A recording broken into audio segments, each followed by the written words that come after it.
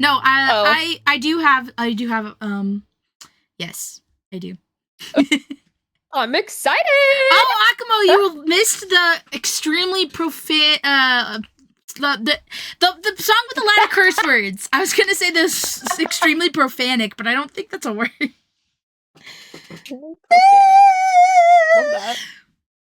This is about the original. This is about the second one. This is about the current one that people are talking about. Current? I don't know anything about that. Yeah. Well, the bridge incident is not actually the first one. That's the second one, technically. I don't know what we're talking about. And I will not... So.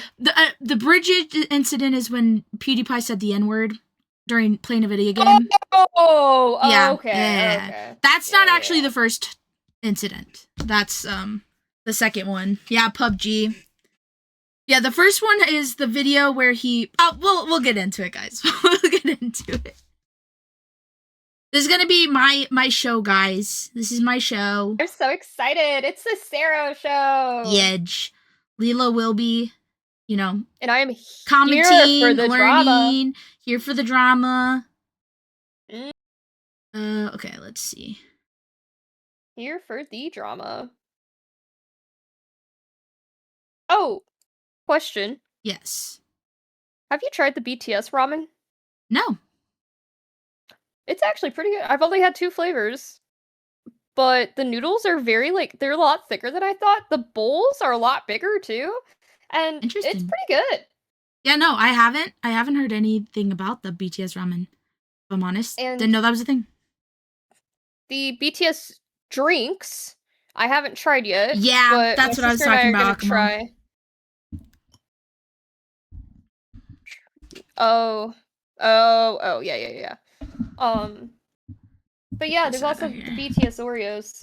I saw those before it was announced that they were coming out. Dude, like, I hate Oreos, but those are good. I really like Selena Gomez's Oreos. They're like really? Mexican hot chocolate flavored. They're so good. Oh, I love that. Yeah, they're delicious. Delicious. Yeah. Excuse me, why are you... You need to try the BTS food stuff. There it is. Okay, there we go. Just so you know, guys, I am on the side. Not right now, but in an hour, I will be having the soccer game up on my other monitor. So I will refrain from actually getting into it. But if there's big things happening, I'll probably be like, "Oh my gosh, guys, they just got a goal!" But speaking of soccer. The game that just happened was really good, but really bad. Because Canada got 5 goals, maybe even 6. I don't remember if I missed one or not. But yeah, did you see what happened to the Canadian guy? It was 6? Okay. Yeah, one of the Canadian players, Kone, he broke his leg. Someone tried to get the ball from him from behind and did not hit the ball at all and hit his leg, and his leg snapped, his calf. Yeah. Oof. Yeah, it was really sad injury. It's only their second game in the World Cup too, so he's out for the rest of the time. No. And that's just really sad. But they won 6-0, so. How okay, with an injury like that, it can be a year. It can be a year because Silva had an injury like that. He's an MMA fighter, and he came back. I think it was in a year, maybe 2 years, that he came back and was fighting again. But because it's a full snap of the leg bone, the lower leg bone, and so you have to probably get some screws in there while it's healing. Can't really do much. Yeah. And then you have the physical therapy stuff afterwards. Yeah, it'll take a while, but I'm sure he'll get back to playing eventually. Hopefully, hopefully. Yeah, it looked really bad. It didn't look as bad as Silva's did when I watched it live on TV. But that was because it was first of all, the FIFA World Cup. I don't know if I feel like the league doesn't really show this either, but like when players get injured in soccer, there's not like a huge zoom in replay of it usually. They're like very like respectful of both teams, of both like everyone's situation. Like they don't like glorify someone's injury like that. So like that one, it happened and then bam, it was over. With the Silva one, the MMA goes crazy with those replays. They had that thing replaying like 5 times and it was gross. But yeah, no, it was a rough injury. And he didn't even know, like he fully didn't even know he broke his leg until he looked down and saw it. And he was like stunned. Too stunned to speak. And the guy that broke his leg, like the guy on the other team that like kicked him, you could tell that he was devastated and felt like so bad. Like I can't imagine. I've never broken any. I mean, I guess I was on the other side of that. Like someone broke my leg. I'm sure they felt bad, but I didn't like talk to them about it. I had a similar injury. When I played my first year of co-ed soccer, I had 2 boys slide tackle me, and they broke my foot, my ankle. So poor guy. Yeah, what jerks? Poor guy. It's all right, you know. I've bruised some people in my day. I've never broken anybody's anything, so I can say that at least. Yeah. But yeah, no. Rough game, but also really good for Canada because 6-0. It was a really tough game for Qatar. Anyways, that's not what this episode's about. We're not talking about FIFA unless, you know, Mexico gets a crazy goal. Then we will talk about it for a second. But yeah, right. But yeah, just so you know, I will have it. Who is broadcasting the next game? I don't know. My boyfriend's just streaming it to me on Discord. So I'm watching it on my browser Discord while I'm in regular Discord with Lila. That. Yeah. Love that for you. It should be on Fox Sport. I think we're watching it on Telemundo because watching like games on Telemundo is so much more fun. Because the meme, the goal, like, you know, when they say it forever, that is Telemundo. That is the Telemundo announcers. I love that. Yeah. So I don't know which one we're watching. I think we're watching on Fox right now. It's on YouTube TV, FS1. Yeah. It hasn't started yet. It's in an hour. Or 45 minutes, I guess. But all right. But today, we're not talking about soccer. We're talking about the Adpocalypse. I have written an intro, Lila, if you would like to pull that up. Yes. Oh, crap. My bad. Hold on. This is a me show today, so Lila doesn't need a lot prepared, but she does need that one document. Yeah. I didn't even, like... think about it. I get it. Did not think. Yeah. I'll get it, girl. Got it. I need to fix video so that it'll go in the VODs now. Okay, so... Video... 2... Okay, sick. Got it. Perfect. Okay. We ready? Freddy? Yeah. Welcome back to Series of Geektastic Events, everyone. I'm Lila. And I'm Sero, and today we're diving into a topic that completely changed online content creation on YouTube. The Adpocalypse. If you've ever wondered why creators suddenly started talking and demonetizing... Hold on, take two. If you've ever wondered why creators suddenly started talking about demonetization, branding, and algorithms, this is how it all started. We'll explore what incidents sparked the Adpocalypse, how advertisers reacted, and why platforms like YouTube responded with stricter policies. So grab your headphones, settle in, and join us as we break down one of the biggest turning points in internet history. Let's get started. All right, guys. So, before we begin, let's talk about the word Adpocalypse. What does it mean? It might not be fully understandable to some if you're not an internet weirdo like me and Lila, and also Akumo Yeah. apparently. Ad is the first part, as in advertisement, and apocalypse is as in.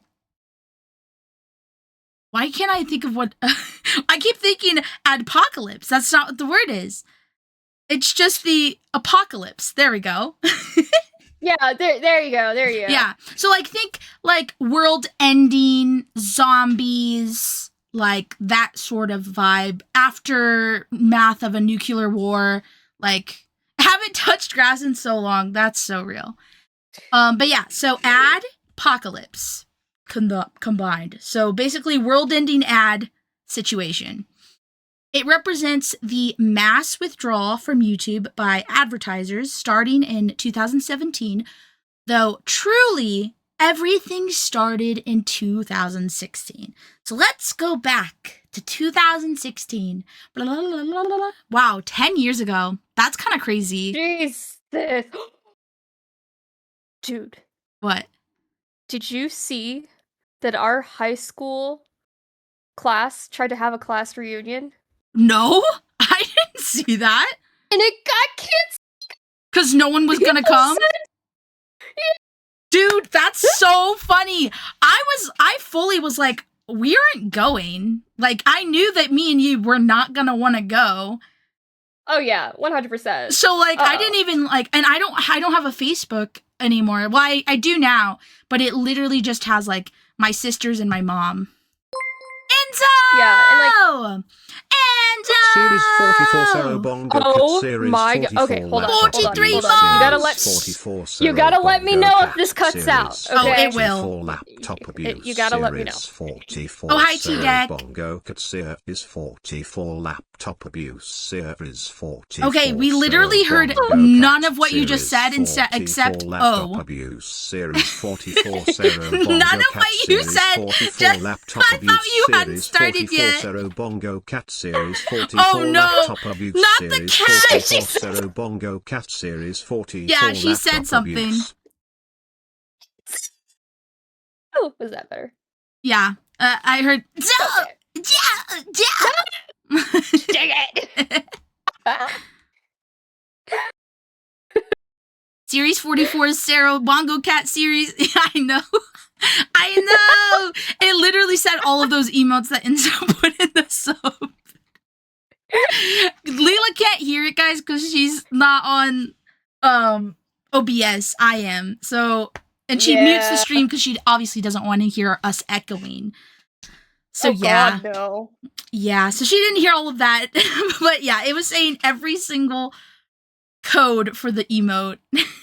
Oh my god, I love that. That's beautiful. Yeah. How have you been? Almost 4 years and the noise gate has stayed the same. I know. Lila never changes, man. Lila's screaming never changes. Yeah. Yeah. I will say, we went from laptop abuse to a full PC setup abuse. You used to only be on your boyfriend's laptop. Yeah. Oh Damn. god, that was horrible. And I used to be on a laptop too. Wow, those days were, and we were on reality back then. Oh my gosh, reality streaming was the worst. Trying to get it to connect to the computer was I can't. Yeah, PC punching bag for real, God. Enzo. Yeah.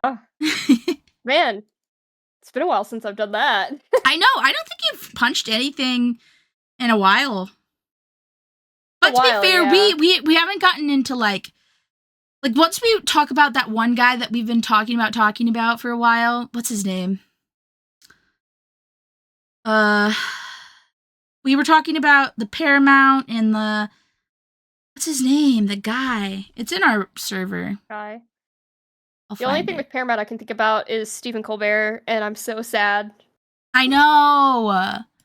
I love that man. Let's see. Ellison, the guy who owns it, is that Eben Myers? No. Victoria's Secret guy. That's not who I'm thinking. Bayer? Oh my god, the Victoria's Secret guy. Oh my god. Yeah, Epstein. Yeah. Once we talk about that, I feel like we'll have, like, you know, laptop abuse again. Oh, hi, Shadow. Hello. Hi, Shadow. Hi. Hello, everyone. We're just starting, guys, so you didn't miss anything. I was talking about soccer for the first, 15 minutes. So, if you didn't watch it, Canada versus Qatar got crazy, guys. 2 red cards and a broken leg and 6 goals. It was crazy. I know. He didn't even realize he broke his leg, T-Deck. He was in shock. But he waved at the crowd as he got wheeled off the field. Poor guy. His World Cup done. It was so sad. Yeah, there's been some crazy ties. And then, smaller nations getting, their first goals ever. That's so sick. Congo got a goal, and that one small island, what are they called? I can't remember their name. No idea. Yeah, Lila doesn't watch soccer. She's not a soccer fan. Cape Verde. Yeah. Curacao, or however you say it. Yeah. That's the one I was thinking of, Akamo. Crazy. Lady, I went and saw the Germany versus Curacao game, and it was a slaughter. Yeah, no, it was. But they got a goal, which was sick. Curacao. Okay, Curacao. Interesting. Yeah, there's so many really epic games. I've already said this a couple times, but since new people have come in, I will be watching the Mexico-South Korea game on the side. I will not try to interact with the game, but I will be seeing it on the side, just so you know. In case I do say something, that's why. I can't miss that game. That game's so good. My boys. Anyways, yes. What were we talking about? Okay, yes. So, Adpocalypse. Advertisement, apocalypse combined. 2016, 10 years ago. That's where we got to the reunion thing. You'll have to tell me about that cancellation, because I have no clue. I had no clue that was even happening. So Lila will tell me about that later. I hate ads. Ads ruin everything. True. So mid-2016, YouTube decided to shift their focus towards family-friendly content in fear that the brand image of Google and their parent company would be dirtied by some content on YouTube. This also happened after members of Parliament in the UK criticized Google for failing to tackle extremist content on their platforms. So this all happened mid-2016. This is kind of when you start seeing some people doing the no cursing thing, or they're bleeping out their curses with the dolphin sound, that sort of thing. And then we have Philip DeFranco, who, if you don't know, is a media news YouTuber. He does big news, politics and that stuff, but he also does drama news. He does basically everything newsworthy, right? Yeah, I watched Philip a lot. I don't watch him much anymore, but I did watch him a lot during COVID. I will say that. But he did a video that's now private about the new ad-friendly policies that would soon be affecting creators. I'm out. Oh no. Lila did not charge her headphones, guys. All right. We'll run that back for Lila when she gets back here. But yeah, no, Philip DeFranco was actually one of the first people to talk about this. And this was before what most people think started the adpocalypse, the whole PewDiePie thing that we'll get into in a moment. So Philip DeFranco was on it. He knew something big was happening. I'm wondering why it's now privated, though. I wonder if he got some sort of criticism, or like, hey, can you take this down from YouTube maybe? Because as far as I could tell, it wasn't like a huge video that was like putting a bunch of hate on YouTube. It was just talking about the new ad-friendly policies and how this could potentially hurt creators. But yeah, so he makes a video, and then we get to 2017. 2017 is where things go down the drain. Also, let me see if I can find, there's a picture I wanted to, okay, yeah, no. This will show. Oh, time out, guys.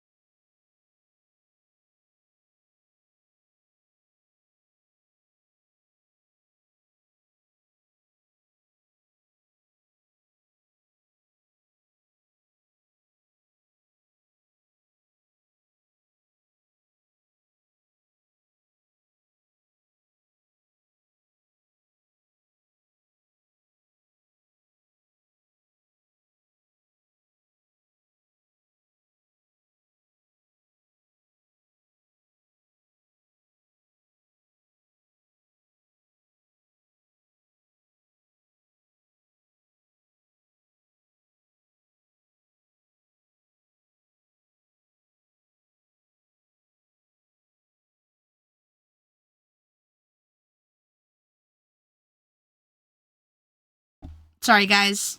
I am back. Ah! Oh, I have to take my meds! I didn't take my meds and I don't have water!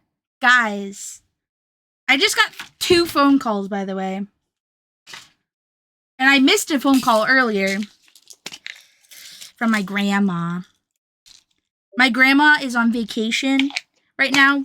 She moved here from California and she came to live with us, and she went back to California for vacation to see everyone, and she's so ready to get back home. She's like, I don't want to be here anymore, because she's had to help plan and like organize 2 parties, so she's just like done. She's like, I'm pooped. She calls herself a tired little Mexican, which, for real. Sorry if you can hear all the pill bottle noises. All right. I don't have water, so I'm gonna have to go run and get water. Ow! I just elbowed my desk. Ow! Okay. We'll put on some BGM while I'm gone. Here you go. I'll be right back. I'm gonna get water.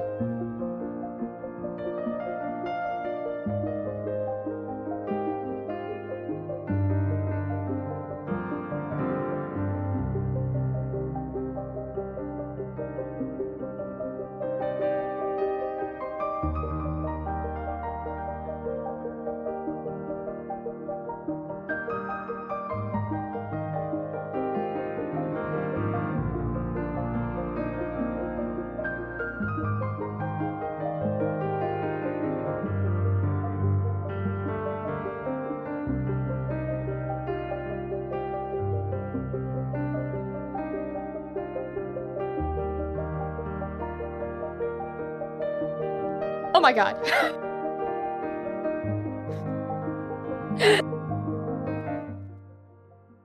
Alright, guys. Lila's back and I'm back. I feel like such a dummy. Bruh.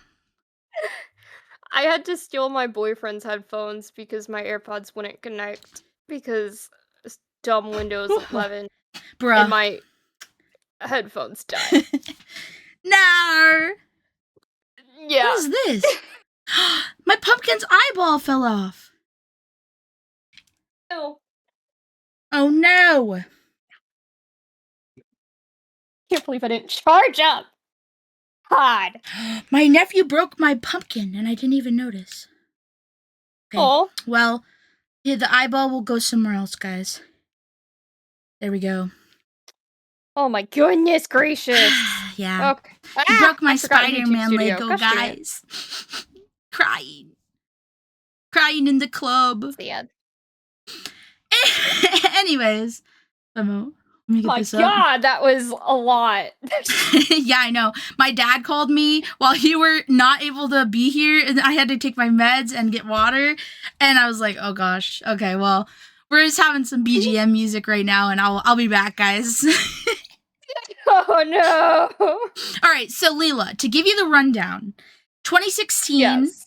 YouTube decides to go family friendly because they're worried that advertisers aren't going to be wanting to be a part of their, shtick, because they had some content that was not very ad friendly.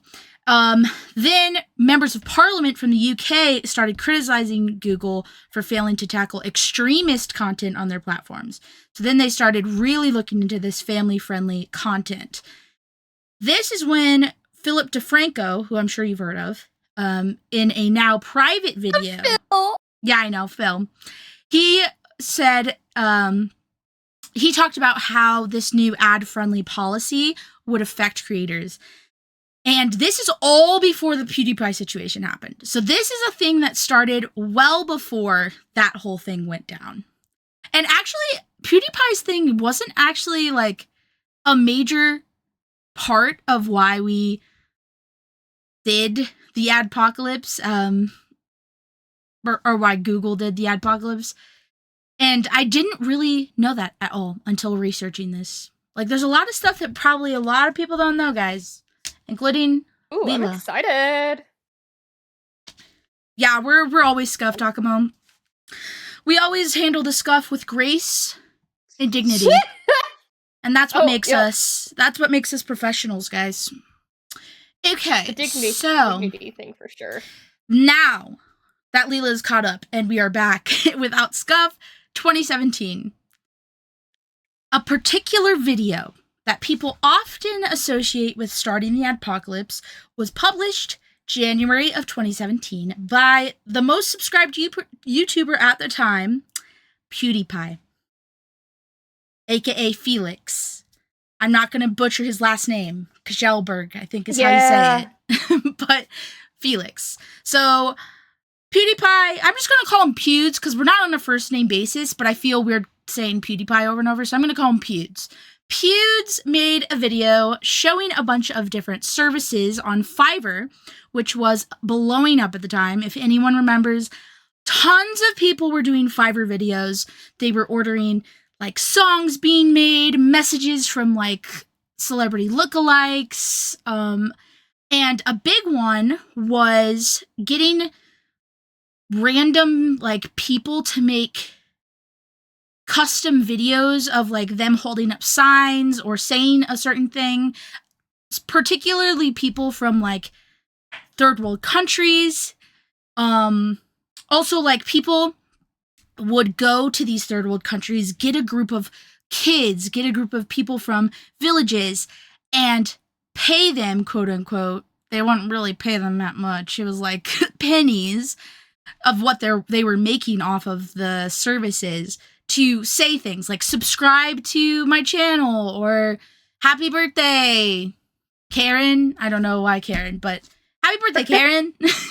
So they would just give them something to say. You paid like $5 and people would buy these messages for fun, like comedy things, for videos, for actual like purposes like birthday messages or funny other messages, proposals. I saw a proposal once off of a Fiverr custom message. Very weird. But yeah, no, this was a huge thing. I don't really know if Fiverr is a thing anymore, to be honest with you. I know it's a thing because I know that some people have gotten their VTuber models off of Fiverr, but I don't know if it's like that popular anymore to use. I feel like Etsy is more popular than Fiverr, but I feel like it depends on the service you're looking for. Yeah. And I didn't really know that they had so many different services because I rewatched a re-uploaded version of this video that I'm gonna show you a clip of. And when Pewds went through it all, there was tons of different types of things that you could do. Like, there were people on Fiverr that would make a song for you. There's people on Fiverr that would write a book for you. There's like tons of different types of things. But then those like funny, trendy comedy ones are the ones that most people talked about on YouTube at the time. So those, I didn't even know there was like even more stuff out there. Yeah. Also, I would love if I could get somebody to write a fanfic about me. Yeah. But like Akamo says, that a lot of that's gonna die because of AI. Though you could be the person that's giving the service and just use AI and not actually do it, I guess. Don't do that, guys. That's like, unless I was just gonna say, don't tell people that. Don't do that. But like, people are definitely doing that. Like, let's be real. Yeah. But yeah, no. Yes, do it. Don't do that. Make money. Well, no. I mean, make money, but let's do it ethically and morally. That's all I have to say. Okay, yeah. So this video. So one of these services, like I said, is the custom message. Will write or say anything for $5. And like I also said, a lot of these people that were getting hired to do it or who were setting it up themselves were from other countries, non-English speaking countries. And a lot of these people were from English speaking countries telling them, or spoke English and told them to write something in English. And they don't necessarily know what that means because that's not their language. And so you could ask them to say like the most horrendous shit and they wouldn't know that they were saying that because no one's translating it for them. And that was where we come across this unfortunate decision that Pewds made. Yeah, we'll just watch the video, I guess. Yeah.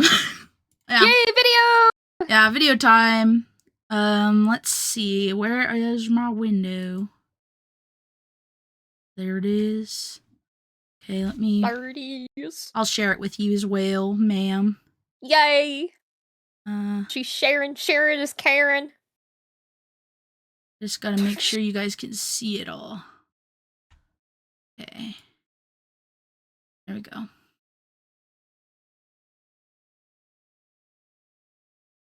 Okay. It's in theater mode. Wait. I'm gonna share it to you. Oh, okay. I thought you already did. I was like, I don't see it. No. I still have to share it to you. All right, and then it should be on video, correct? I think so. Yeah. All right, so this is the specific incident. Last thing I got. Funny guys, please deliver.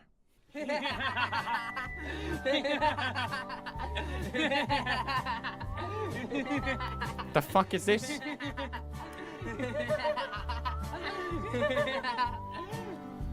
I paid for this. What? What's with the Christmas? I like the editing. Subscribe. Okay, so this is what the message says. I kind of paused it when they were gonna say something else, but he asks them to say subscribe to Keemstar. And well, that did not go over well. Now, I will say I'm not gonna play the rest of the video, but after this point in the video, he does immediately apologize and say that he didn't think they would actually do it.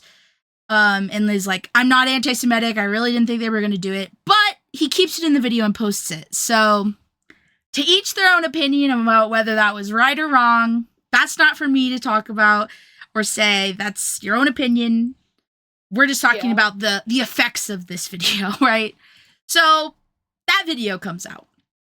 The message, obviously, death to all Jews, is written on a card and very, very bad for YouTube and Google, for ads, for revenue, all of that. And this resulted in Pewds being dropped by Disney Maker Studios and kicked out of the Google Preferred program. He lost his show that he was getting on YouTube Red at the time. I forgot about that. Yeah, Scare PewDiePie, the second season, or maybe the first season, I don't even remember at this point, but yeah, season 2 was canceled, yeah. So, yeah, no, this was immediate action taken. Many viewers and content creators saw this and the eventual ad revenue debacle as a direct cause and effect. However, I will say that this video is not what broke the camel's back. It is not the straw. It's not the straw, guys. What really got YouTube and Google to make these drastic changes that we'll talk about in a moment was February 9th, 2017. So a month later, or almost, a month later, The Times, a UK publication, published an investigative report showing that ads from major brands were being played on videos of extremist content and hate speech. Oh. So, yeah. Let me see here. So this is a video that obviously is a neo-Nazi Nazi video, and this brand is being promoted on this I think this is even a charity. I can't remember which one this is. It's either Marie Curie or a religious charity of some sort, and it's being advertised on a video. Yeah, the contrast in the ad versus the video is drastic. And it was things like these that really made people kind of switch gears on YouTube.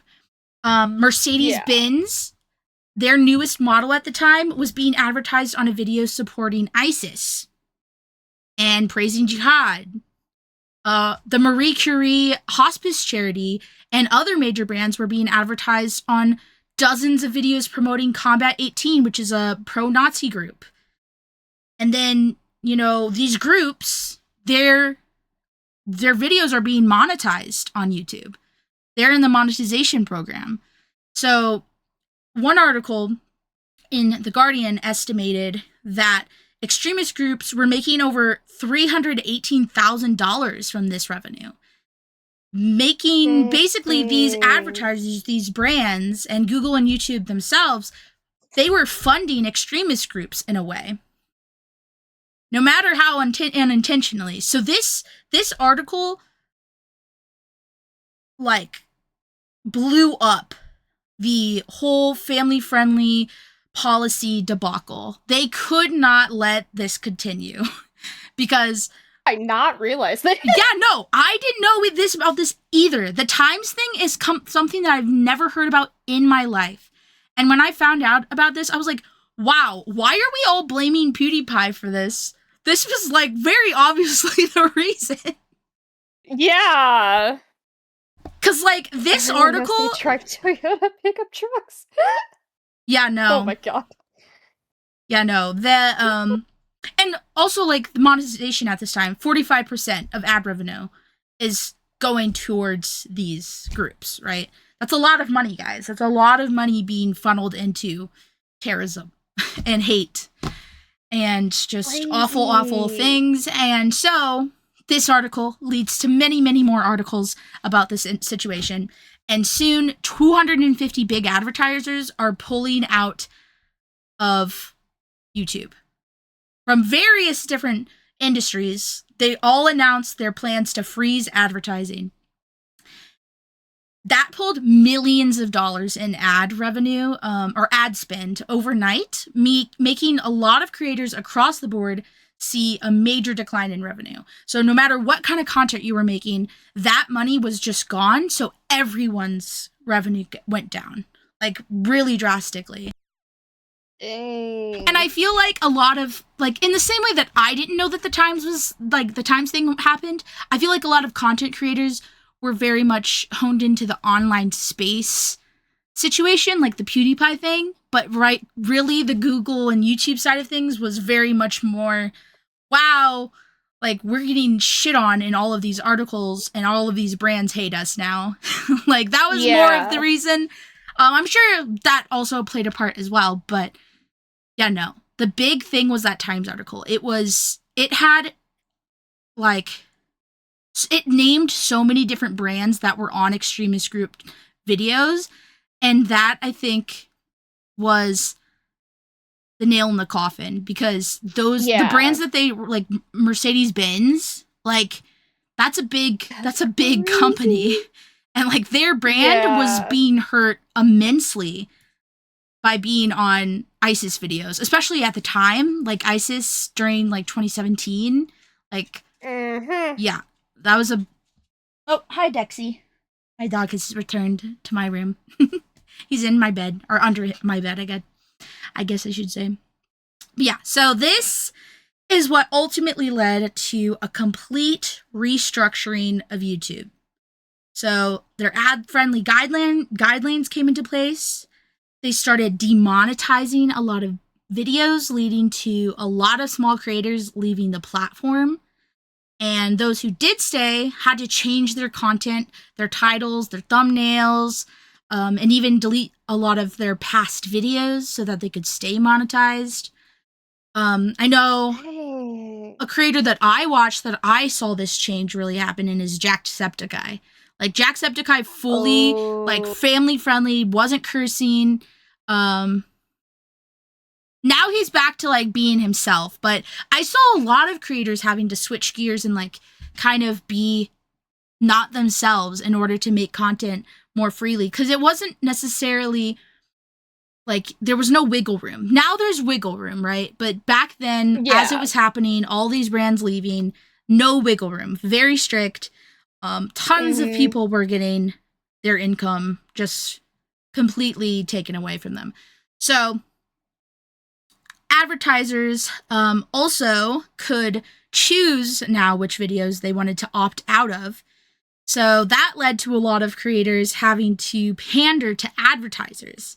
So instead of just making what they want to make, they had to make stuff that advertisers would be okay advertising on, which changed a lot of content, like I said. And this particular point really affected commentary channels and people that talked about like politics, corruption, tragedy, disasters in the world, because those aren't brand friendly topics. They are important topics, but brands don't want to be attached to such awful, horrible things, even if they're important to talk about. So a lot of those like news, commentary channels, anyone that talked about that sort of stuff would just not get any money for those videos. So like Philip DeFranco, like what is he going to be able to talk about?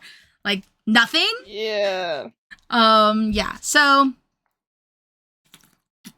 you know he has a podcast now? I did not know. I haven't watched him in a long time. I stopped watching him right after COVID, I feel like. I don't know. I listen to him all the time. Yeah, he has a podcast with a different guy. Yeah. What's his name? Like Pearl something. And oh my god, that guy. It's funny because Phil's like this chill dad now who like is calm, and then the other guy is like, no, you should be mad, and like just yells, and it's just like hilarious. I was like, I never would have imagined this kind of duo, but I love it. I'm here for it. That's a good point, Enzo. This is a lot like Twitter, Elon, like not moderating all of the hate speech and bigotry and like porn on Twitter. Oh god, that led to a lot of advertisers being like, ew, what are we doing? I don't really think Elon cared much though. Unlike YouTube and Google, I feel like he didn't care that much. I've seen some change, but it's still pretty awful. I stay off of Twitter most of the time. So do I. No, I'm not gonna lie. pretty bad. So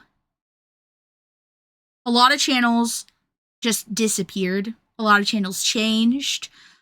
a lot of channels changed platforms. Facebook. A lot of people started going Facebook, which, whoa. It's so weird to me now. Yeah. People still go Facebook, which is strange. Like, I know, when they David somehow make Dobrik money got from it. canceled, he started uploading his videos on Facebook, and he was still making money. Oh, shit, I didn't know that. Yeah, no. We are having an episode on the whole David Dobrik, like, stratosphere. I have so much to, like, tell you about and, like, dive into with you.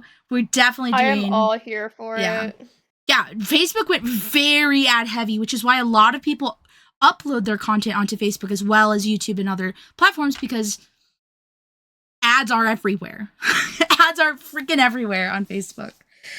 Okay, we have to talk about Facebook too at some point, because the amount of times my grandmother has bought something from those fucking ads on Facebook, and it's just like a scam, and I'm like, please, not the grandma that lives with me, the grandma that lives elsewhere in the country, in her farmhouse. I literally did get scammed not that long ago, and I just got my new card in. But before that, I think I got scammed off of Instagram. Yeah, you can. I got the bracelets that I wanted to buy. Instagram has scams too, man. Pinterest has scams. Instagram has scams. TikTok has scams.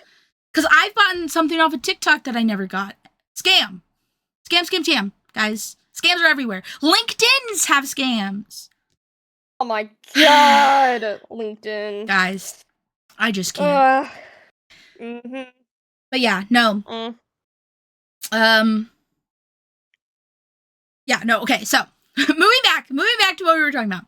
Commentary channels. Sorry. We can't do ads, blah, blah, blah, blah. All right, now it's April 28th. We're going through the timeline. Marissa. She's a she's a community manager for YouTube at this time. And she posts an update on a forum about the situation happening for creators, and she acknowledges the frustration and how they've been working for the past month to try and alleviate that. This is exactly what she says, quote for quote. Advertisers are noticing the improvements we've made, and as a result, our conversations with them are more positive, she said. For many creators, this means their revenue is improving. There are still creators, however, who continue to see an impact on their earnings. Please know we are working as fast as we can to address this situation. So, at first, this is before people had a lot of doubt about YouTube.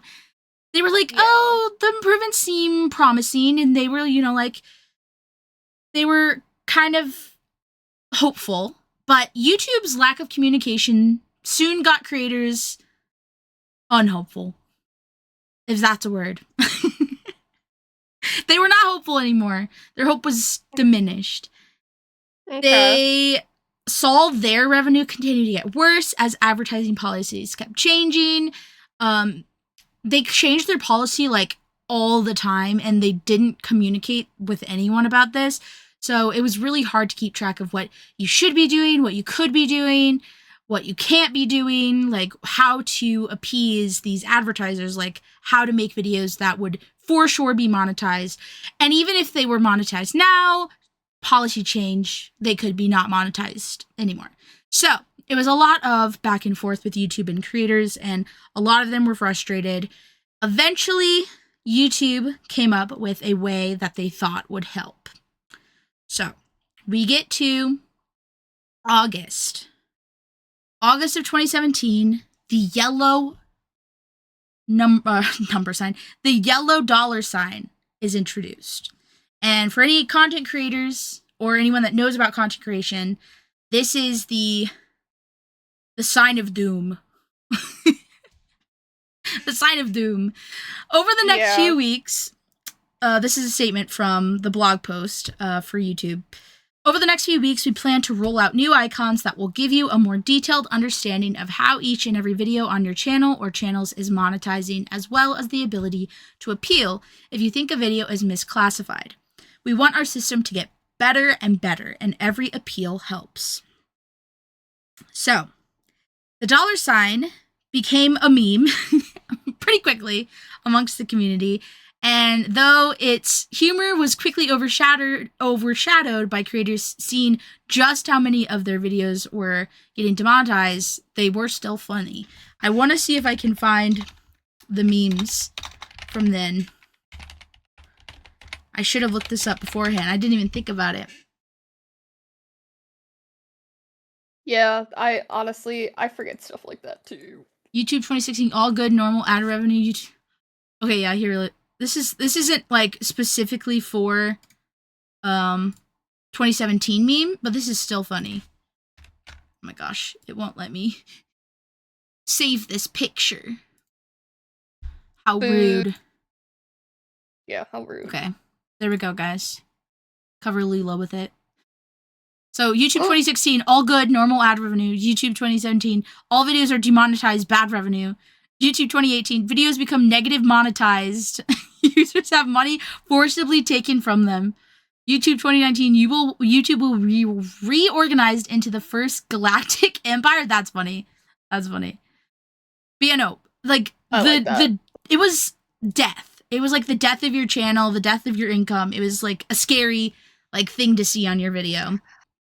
I do remember a lot of people like fearing for like the videos all coming out, fearing for their channels and stuff. I do remember that. I remember that time period well, because I was like on the internet a bunch at that point, and yeah, everyone was like, I don't know what to do. My videos keep getting demonetized, and like I don't even see why. So like I said, there's an appeals process now. But that appeals process is not the best. So, YouTube, their appeal process was kind of fixed, basically. Creators would try to have their videos reviewed for ad potential, but they were basically reviewing notable creators first, and other creators just kind of got pushed to the side. So, like, you were just, like, constantly being pushed to the back of the line, never to actually get your stuff reviewed. This is a statement they made. When you request a review, the video gets looked at by an expert reviewer, not a computer, who spends time watching the video and reviewing the video's content, title, and metadata against our advertiser-friendly content guidelines, Marissa, the aforementioned community manager, said in the September 5th blog post. I got this from, like, a news article, guys. We know these reviews are important to you and your revenue, so we strive to review as many videos as humanly possible, as quickly and accurately as possible. So creators, obviously, look at this statement, know that their reviews aren't being seen because they're reviewing notable creators first, and that pisses them off. Like, YouTube's not being transparent. They're not, like, talking about how the notable creators are being prioritized. They're not fixing that issue. So a lot of strife happened. A lot of videos criticizing YouTube happened. Understandably so. Yeah, definitely. Understandably so. I will say, from a business standpoint, monetizing, like reviewing demonetized content for big creators that are going to make you a lot of money is a good business practice. Like, yes, it makes sense. Small creators aren't going to get reviewed very quickly, and that sucks. But from a business standpoint, they're probably like, well, they're not making me much money anyways. Which sucks, but I get it. But I also don't agree with it. Yeah. Also, the game is starting, guys. So if I am watching the game, that's why. I love you. That's why, guys. That's funny. Yeah. It's starting. Yeah, we would have tried to have done this last week, but there were tornadoes. Yeah. So, you know. Yeah. Tornado Valley's great. We had literally like 4 tornadoes in our town when we were trying to do this. And then like the next time we had another storm and the power went out, or was that the same day? I don't even know. Well, I don't remember. The power's gone out. There's been so many storms, so many tornadoes. The power's gone out so many times. Yeah, I know. It's been. We are so. We had a big storm yesterday. We are so lucky that it did not come like today, because we would have had to cancel again. I know. like, oh my god. I literally texted Sero. I was like, hey, so weather permitting. Yeah. Yeah, I was safe. We were all safe. Yeah. A tree did fall down by my nephew's house, but it didn't hit his house, so that's good. I can't think of anyone else that had any issues. I did find out that the cemetery my grandfather's buried in is no one's allowed in right now because the tornado went right over it. Oh no. So we're waiting to, hear about that. Yeah. Make sure that everything's okay there. Yeah. That sucks. But a cemetery? I mean, living people wise, everyone's okay. Yeah, that's true. But yeah. We would have done this last week. We just haven't been having luck on our Thursdays, guys. Yeah, the weather hates us right now. Yeah. Also, I'm getting my tooth pulled next Thursday. Oh no. So, hopefully we're good there. If we're having an episode, I think I'll be fine. Dude, you're getting your tooth pulled. It's okay. It's okay. Oh. I've had my teeth pulled, and it was like chill. It was chill. I had them pulled for my wisdom teeth. That was pretty chill. Went to work the next day. It was fine. Dude, my wisdom teeth thing was horrible. Really? Yeah, well, because of the pain meds? Okay, they had to put me under because my mouth was too small, and it hurt really bad afterwards because they really had to, like, pry it open. And then, even though I did everything correctly, and I was so, like, on top of stuff, I still got an infection. Bruh! I was so mad. I would be furious. Mad. They also had to put me under because I had 5 wisdom teeth, so they had to like that's right. dig into one of my corners to get the 5th one. That was I don't remember it hurting, but it probably did. I just don't remember. Yeah. I don't really. I have a really high pain tolerance, so I don't remember pain. Like I don't even remember how it felt to break my leg. Jeez. I just remember that. I just know that it hurt. I just don't remember the pain. I feel like I remember the wisdom teeth thing more so just because I still have some like jaw problems. Oh yeah. Like pain, some jaw pain, I guess you could say. From time to time, but yeah. Yeah. Where did I leave off? Anyway, I don't know. Okay, yeah. Soon YouTube got their shit together. So yeah, they did finally get their shit together. More and more videos got approved for monetization. Algorithm was improving, allowing for millions of videos to be monetized again. Unfortunately, the shit would hit the fan again. An investigative report from the New York Times, The Verge, The Guardian, and a Medium piece all went viral, unveiling an alarming number of disturbing YouTube videos targeted at children.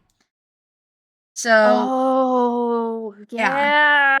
So there were comments on videos starring children that were filled with predators, and some of these videos were monetized. And to try and keep advertisers happy, once again, CEO Susan, I don't even know how to say her last name, Susan. Everyone calls her Susan. Susan initiated an even more aggressive approach to advertising. Many creators accepted these changes in the interest of protecting children and their content, but they still struggled navigating these new policies. So, this isn't even like the big change for child content, but it is the start of it. I remember seeing these articles. I remember like that point in time. And I remember specifically seeing a lot of family vloggers who had predators in their comment section, just like, disgusting. It's still such a big thing. That specifically is still such a big thing. I talk about family vlogging and how much I don't think it should be on any platform ever. That's a whole nother video though. But yeah. that's a whole nother thing. Yeah, so that is the next thing that happens. And then December 2017. Oh boy. Logan Paul. Oh Yes. no! A popular vlogger at the time came across a body of a man who had committed suicide in a forest at the base of Mount Fuji that is known locally and internationally as a frequent site for suicides. So, again, we air with not cutting off the camera or cutting out the footage.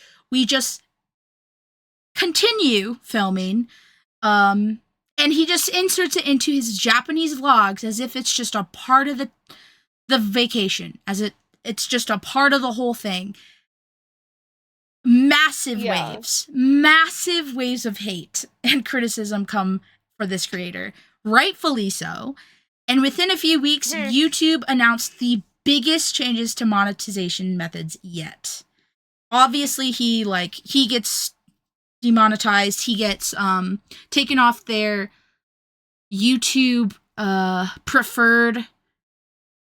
It's called YouTube preferred program or whatever, where like you are more likely to get recommended or put on the homepage or whatever. He gets taken off of that. I don't think his YouTube Red show got taken away though, which is interesting. Because I feel like showing a dead body is equal, if not worse, than hiring two guys to put "Death to All Jews" on a sign. Like, I feel like that's kind of along the same, like, if not worse, because it's a literal dead body on camera that you didn't blur out. Yeah. Like, crazy thing for him to think that he could do. His apology, awful. Honestly, we gotta do a series on YouTube apology videos, man. I was just thinking that. I'm putting it in the Discord group thingy. Podcast ideas. Do a tier list. Yeah. Apology YouTuber tier list. Bam. Oh, I'm still streaming to you. Sorry. Yeah, you're good. I wasn't even looking at that. Okay, there you guys are. Yeah, no, that was awful. Yeah, popular. I mean, he still is popular, unfortunately, with a certain crowd, a certain group of people that I definitely would not be friends with, personally. No hate to any of you that watch him, I guess, in the chat. But I personally am not a fan. Also, Prime is disgusting. Can I just say that? It's way too sweet. Yeah. Like, disgusting. They need to cut back the sugar. I need, like, a Prime 2 like Gatorade has. Like, gross. It's gross. Okay. So, yeah, Logan Paul. That basically made the biggest change. Like, dead body on a video on YouTube. Like, you can't be doing that, man. So Robert, YouTube's head of business, he announces that creators now needed 4,000 watch hours within a year and 1,000 subscribers in order to receive ads on their videos, instead of the former 10,000 hours of total lifelong watch time. So this is what we have now. This is how you get monetized now on YouTube. Before, you could have been making videos for like however long, and as long as you totaled 10,000 hours in that time of watch time, you could become a monetized channel.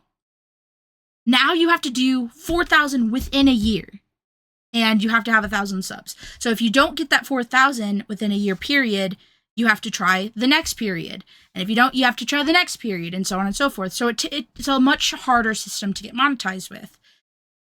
Robert says they will allow us to significantly improve our ability to identify creators who contribute positively to the community and help drive more ad revenue to them and away from bad actors. These higher standards will also help us prevent potentially inappropriate videos from monetizing, which can hurt revenue for everyone.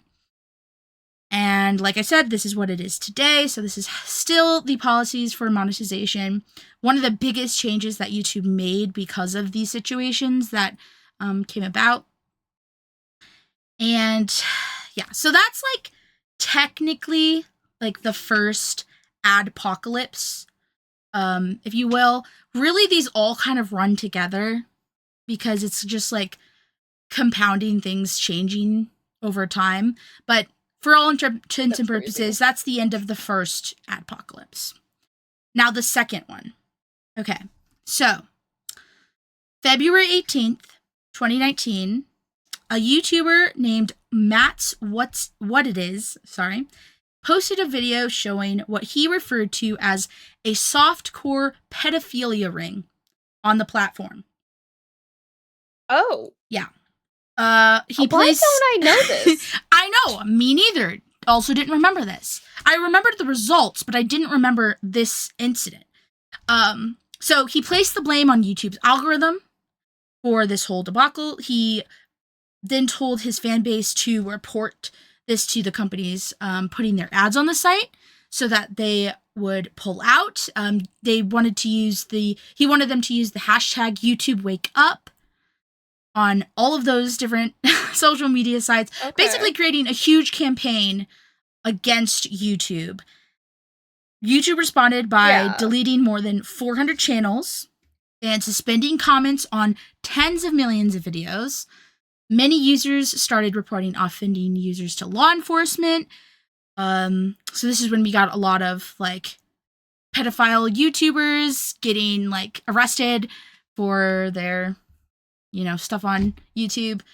They also assured the community that YouTube would be doing all that they could to help catch inappropriate people in comments more quickly.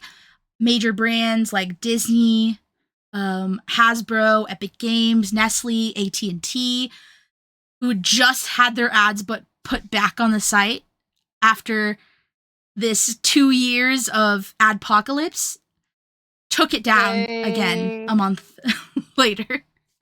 So yeah, they pulled their ads from the site within days of the controversy starting and gaining mass media attention.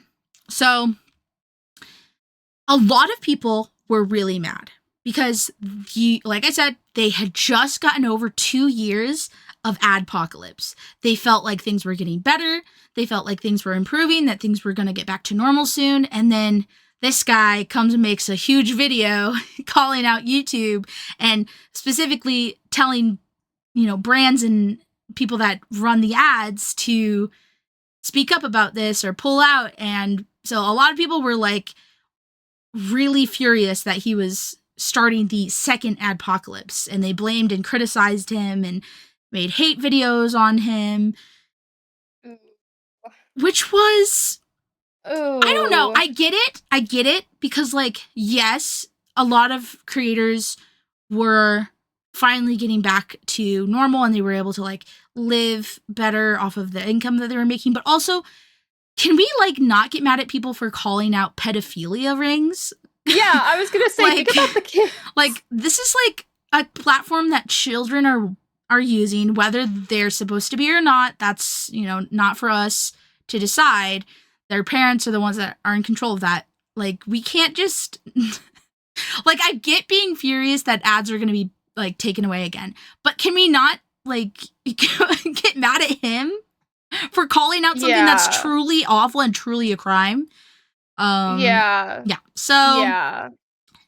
lot of people got mad at him though, and while this was a huge part of the Adpocalypse Part 2, it didn't quite fully come to a head until September of that year. So months and months later. So we started in February. That's when that huge video came out. Nothing truly, like, imploded until September. So really, it wasn't even his fault that the second Adpocalypse came. Like, it was a whole nother thing that happened. All right, so this is where we get into something that most of you probably don't even know happened. And I'm sure Lila has no idea that this happened. So 2019, September, we've seen advertisers, content creators going at YouTube for, reasons. Now we're getting pressure from the government. So this is when the government gets involved. So in a complaint filed against Google and YouTube, the Federal Trade Commission and New York Attorney General alleged that YouTube violated the COPPA rule by collecting personal information in the form of identifiers that are used to track users across the internet, oh my gosh, I can't speak, guys, from viewers of child-directed channels without getting consent from or notifying parents. So, that was a mouthful. What? So, what? COPPA rule. So, on YouTube, you're kind of given an identifier number so that you can get like localized ads or I guess more like what are they called? They're not localized. They're like very specific ads to you. What are they called? Personalized ads. There we go. Oh, yeah. I was like, what, cookies? I don't know what no, yeah, cookies. Cookies is the identifiers. So the children that were on channels on YouTube or had their own channels on YouTube, they were being tracked and their personal identification like stuff was being used to get ads like pushed towards them, and that's against the law because their parents did not consent. Whoa, yeah, because they're children. I didn't realize that. And there's no easy way to go about that at the time. But YouTube earned millions of dollars using these identifiers. Targeted ads, not personalized. Targeted ads. Okay. Yeah, so they earned millions and millions of dollars using these cookies to deliver targeted ads to viewers of these channels. And the Federal Trade Commission was not about that. I'm not quite sure. It's never explained to me why exactly the New York Attorney General is a part of this. But they are also a part of the Federal Trade Commission's filing against Google and YouTube. I do have the full article. I'm just going to go through it because a lot of this mumbo jumbo is going to be... All right, so... Let's see. Yeah, so...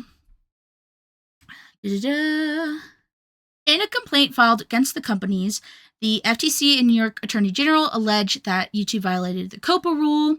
Like I said, they earned millions of dollars by using the identifiers, commonly known as cookies, to deliver targeted ads to viewers of these channels, according to the complaint.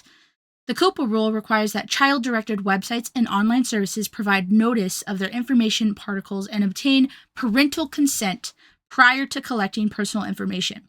So that's where they went wrong. They weren't getting a pop-up where they had to agree or have their parent agree to the collection of their personal information. And third parties such as advertising networks are also subject to COPPA. So all of the advertisers that were a part of YouTube were also being affected by that rule not being imposed. Bye, Akamo! Bye, Akamo! Goodbye. YouTube touted its popularity with children to prospective corporate clients, said FTC Chairman Joe Simons. Yet when it came to complying with COPPA, the company refused to acknowledge that proportions of its platform were clearly directed to kids. There's no excuse for YouTube's violations of the law. The YouTube platform allows Google account holders, including large commercial entities, to create channels to display their content. According to the complaint, eligible channel owners can choose to monetize their channel by allowing YouTube to serve behaviorally targeted advertisements, which generates revenue for both the channel owners and YouTube.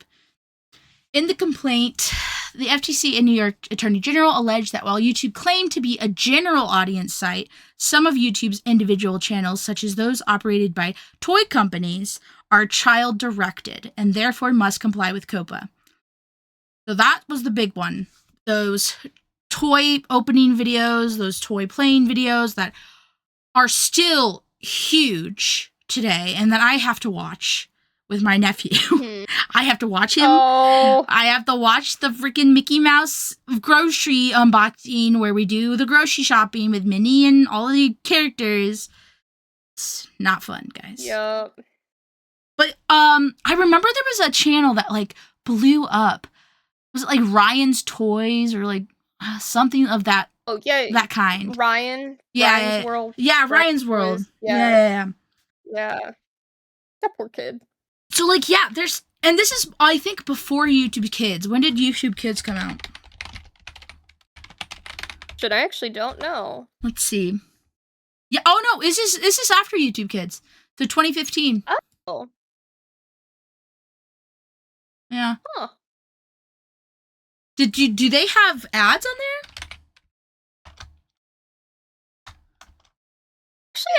Actually, that is a very good question. Let's see. Okay, no, I don't want to change my JavaScript, guys. Does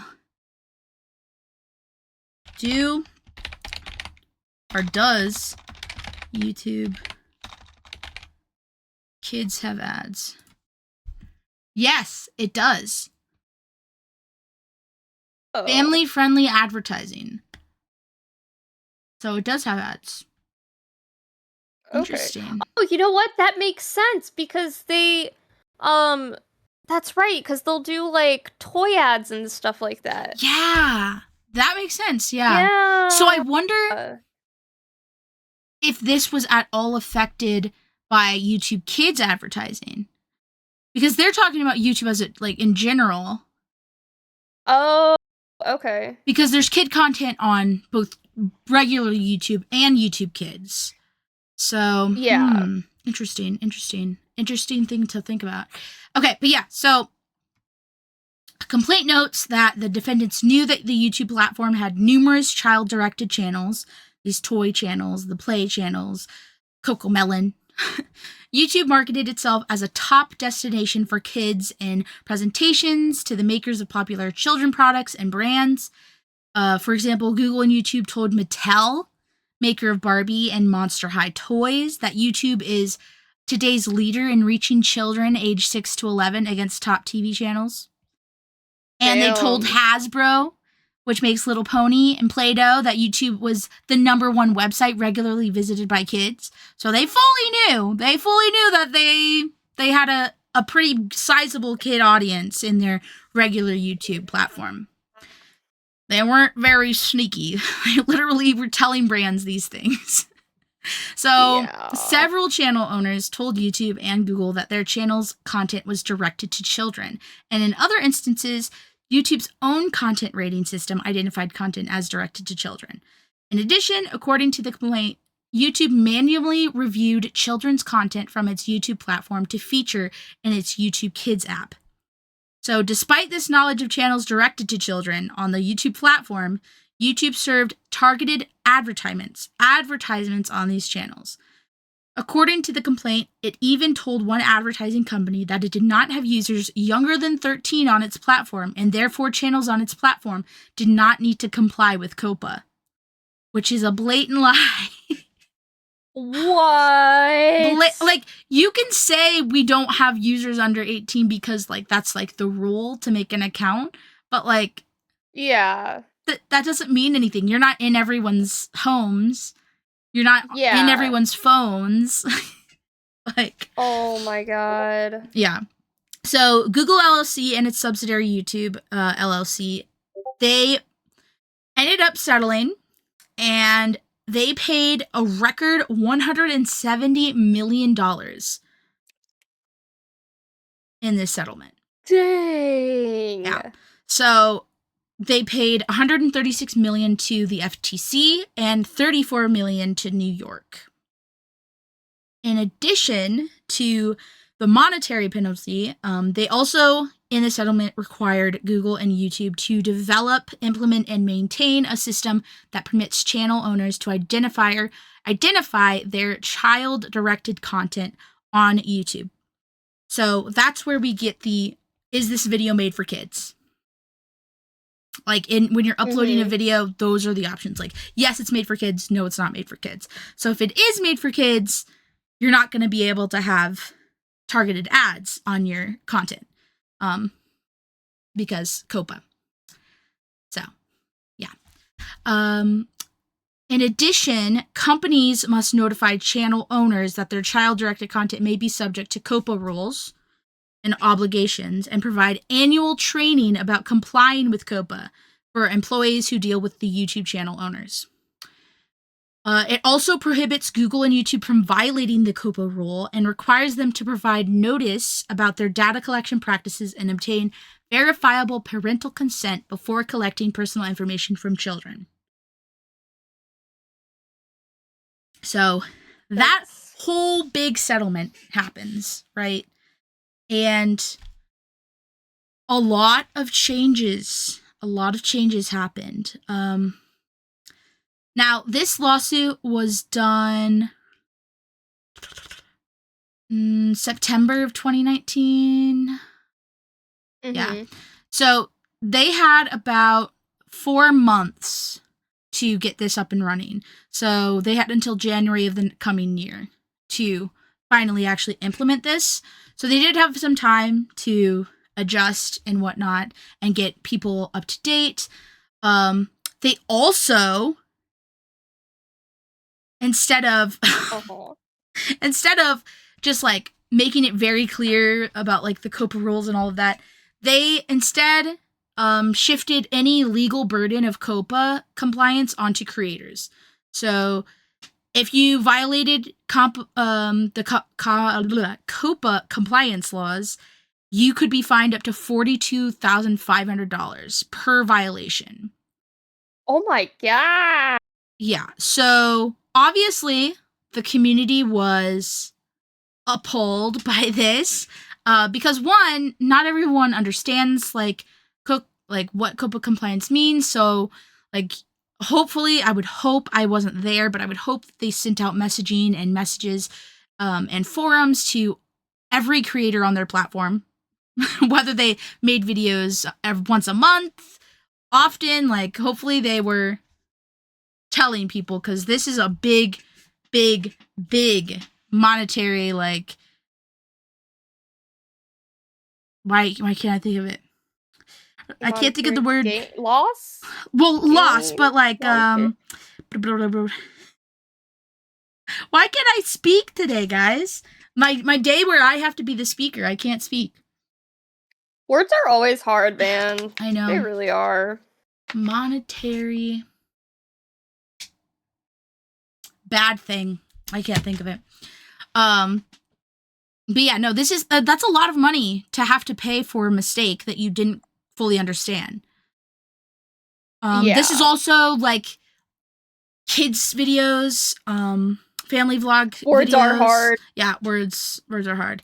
They turned comments off for those kids channels, the family vlog channels. Like all the comments got turned off. I don't remember if you remember that period. I don't know if they still are turned off or not.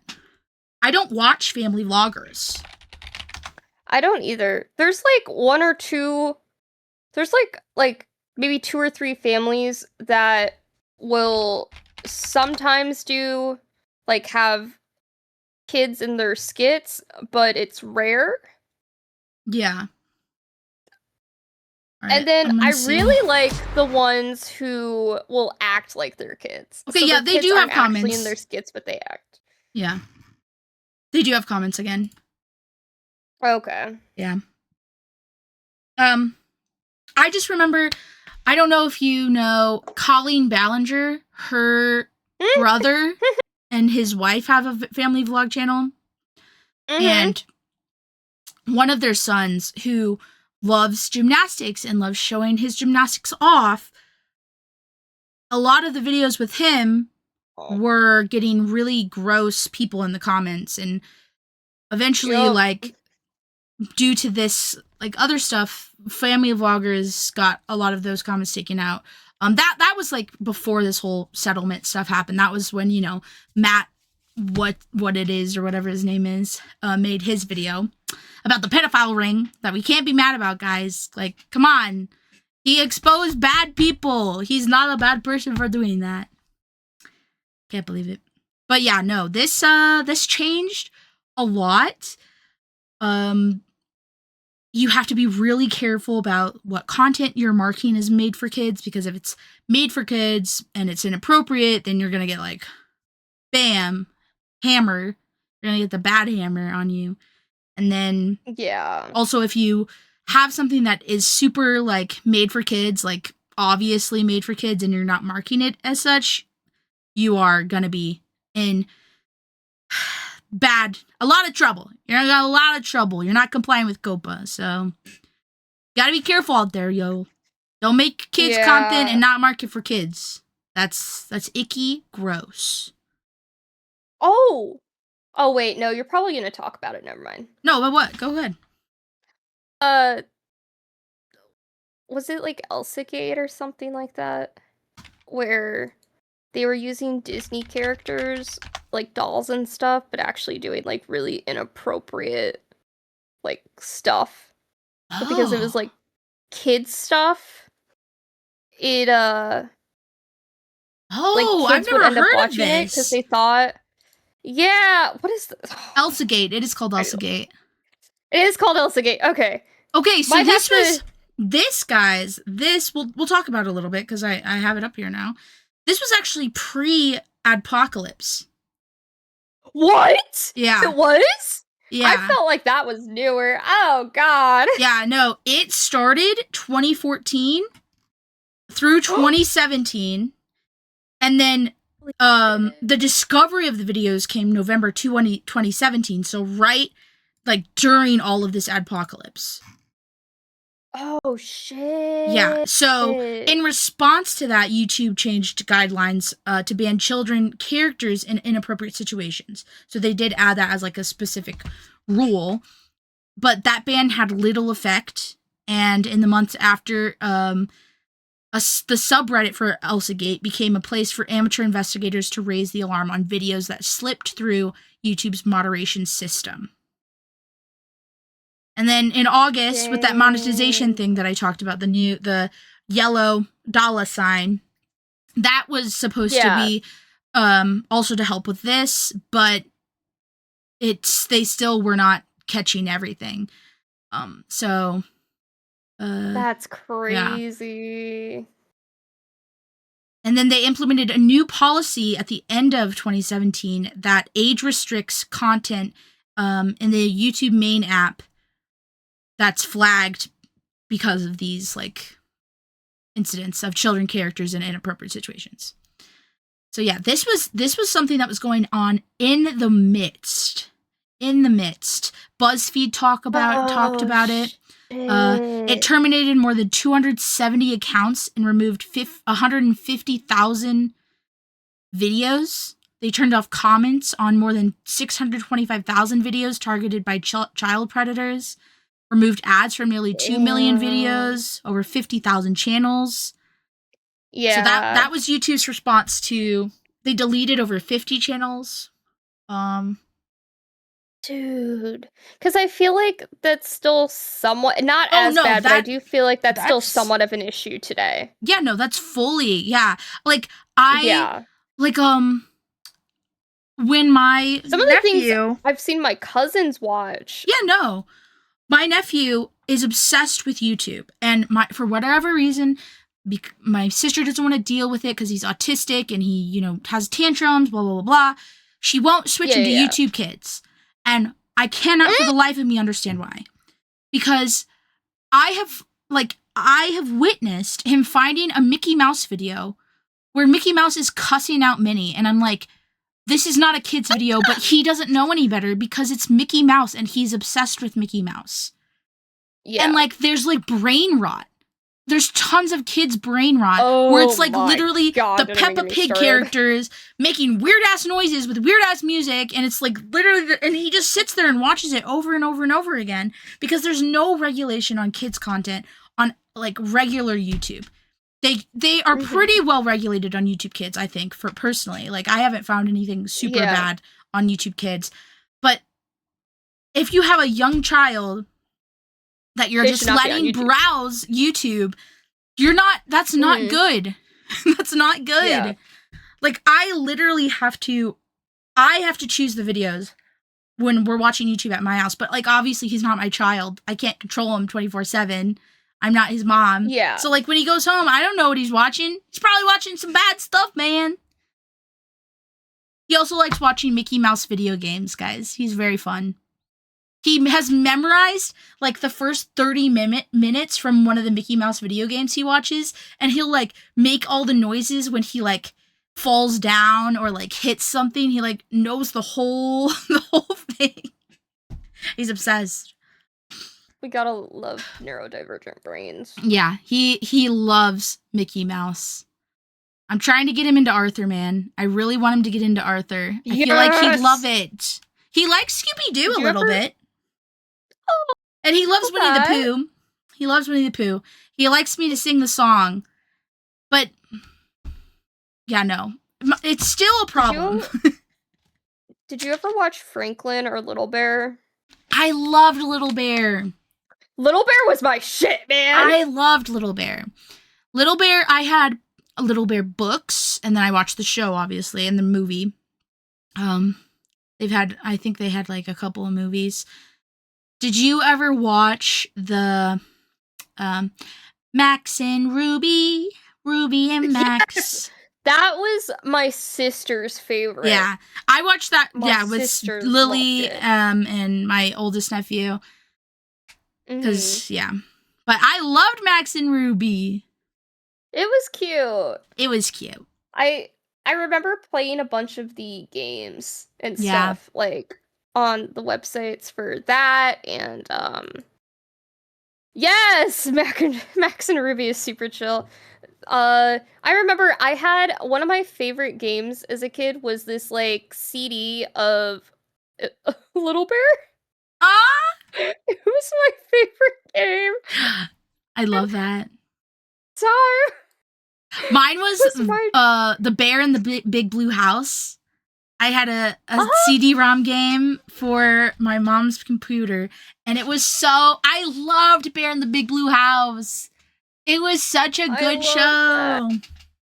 That's And so I remember cute. because when I was in preschool, I had computer classes, y'all. You know, I'm a 90s kid. That was like something that we Yep. had back in the day. And Yup. I remember playing, there was a Lion King game and a Dora game that I loved. Absolutely loved. I want to play all those old games again, man. Computer lab. You know, it was so funny. Literally, my computer, like, tutoring or whatever they called it, computer class, it was just me and one other person, and it was in the hallway because we had nowhere else to, like, put the computer, so it was on the floor, and I was just on the floor playing the computer game. That's funny. It was everything. I know, the core memories are... I loved that time. Life was so easy. I had no stress. Except for that one time I got in trouble for flicking someone off on accident. I was trying to point, but I was pointing with my middle finger, and then she was like, "She flicked me off!" And I was like, "I didn't. I was just pointing," and then I got in trouble. Such a rebel. Yeah. Oh, there was that time we got in trouble for going down the wrong hallway. Yeah. I still tell that story all the time. That still pisses me off to this day. Yeah. Guys, we went to a daycare in the school. And After school. So we would go from class to go to this daycare to be picked up by our parents after they got off work. So we were just, walking down to the daycare but you were supposed to wait in line until the bell rang and then walk all down together, but we weren't doing that. We were just going down. I never got told that. Yeah, I knew I was doing something wrong, but I didn't really care, and it wasn't that big of a deal. So I was walking down to the daycare with Lila and one other girl. I don't even remember her name. I have no idea who. I don't know where she is in life. I don't even remember if she was there the next year. I have no clue. I just know. I know that she was there. I don't even remember a third person. Really? That's so funny. She was a really, like, tall, white girl that had like long, like dark, like light brown, muddy blonde hair. Dirty blonde, not muddy. Sorry, y'all. Sorry with the dirty blonde hair. Called you muddy. I have no idea. I can't believe you don't remember. Okay, yeah. So we had another person that neither of us remember. And we walked down the wrong hallway that we weren't supposed to go down. We were supposed to go down a different hallway to get there, and we had to wait until the bell rang, and we didn't wait until the bell rang. We would just walk. And so we did this for like half the year. We literally did this forever. A long time. And then all of a sudden one day, our teacher and then some other teachers came down while we were sitting at the table waiting for like the other kids to come down. And they brought us to the office and gave us detentions. Or they tried to. Did we even have a detention? No, I think we did. It was the only time. Yeah, it was the only time I ever had detention. Damn. Yeah. I've had detention like 4 times, I think. But yeah, we had detention. I had detention in the art room, which was like very chill. Yeah, the same. Yeah. Wait, did we have it on the same day or different day? I think we had different days because I don't remember you being with me. I remember being alone, and then like a cute boy that was like older than me was in one of the other seats, but I don't remember his name. I remember staring at the clock the whole time. Me too! And like, yeah, I don't remember people I know being in there, but I was also like very in my head because I never got in trouble. Yeah. And then do you remember my mom yelled at our 3rd grade teacher about it? No! Yeah, she fully yelled at our teacher because, guys, she did not like us because Lila has, certain things that make it harder for her to learn things quickly. Now we know it's ADHD. Yeah, now we know. Then we had no clue. And so, a kid struggling, why are we hating on them? And then I was on the opposite end of that. I knew too much. I was bored. You were thriving. I wasn't learning anything because I was like a gifted student. So I was reading books in class and I wasn't like paying attention to her because I already knew what she was freaking saying. And so she hated both of us for very different reasons. And so my mom yelled at her. And I don't know if your mom yelled at her or if your experience changed at all. But she did not talk to me for like the rest of the year. I don't remember. My mom got into it with her on multiple occasions because my mom had to fight to get me tested in school. Yeah. And she had to take it to the principal. Our principal is lovely, by the way, guys. Yeah, he adored. I love him. Yeah. But I don't know. Because that was also when all those problems with my dad was going on. That's true! So, I don't actually remember. My mom was a young mom, 3 kids. At this point of their life, she was raising 3 kids by herself. So, I honestly don't even know if she, like, had the, like, motivation to yell at this woman. Yeah. Because this woman just kept being an issue in our lives. Yeah. Well, my mom yelled at her for you, so... Yeah, she did also yell at her for you, like as a person. So both of us, she yelled at. Yeah. So because she was just a bad teacher, like y'all. Why are we being mean to kids that can't learn as well as others, or learn too well and need more like challenging things? Like you're doing this is your job, girly. Yeah. Like figure it out. I can't. Honest to God, I actually had a nightmare the other day. What? She was in it. That's crazy. Yeah. This was within the past 2 weeks, and she was in it, and I definitely wasn't a 3rd grader. I was, like, way older, and I was definitely, like, yelling at her, and she got upset about it, and I was like, whatever. That's did she ever try to talk to you after that, like, after we left? I taught her kid how to skate. Oh, yeah! And she had a broken leg, and I was like, Karma's a bitch. I think you texted me that. Yeah! I'm pretty sure you texted me when that happened. I remember her trying to, like, give me a hug, and because I was going to, like, one of the kids' like, fairs, like, the game thing where you do the cakewalk and all that. Yeah, and she was there, and she tried to, like, be all nice and give me a hug, and I just like did not respond to her and walked away. Yeah. Crazy. Oh my god. How did we even get here? Children's stuff. Yes. Yeah. To talk about specifically what you're talking about, there was it wasn't just people that were using children characters in inappropriate ways. It was also people using children in inappropriate or dangerous activities under guidance of adults. Really? So like Toy Freaks got terminated, which featured a father and his two daughters in potentially abusive situations.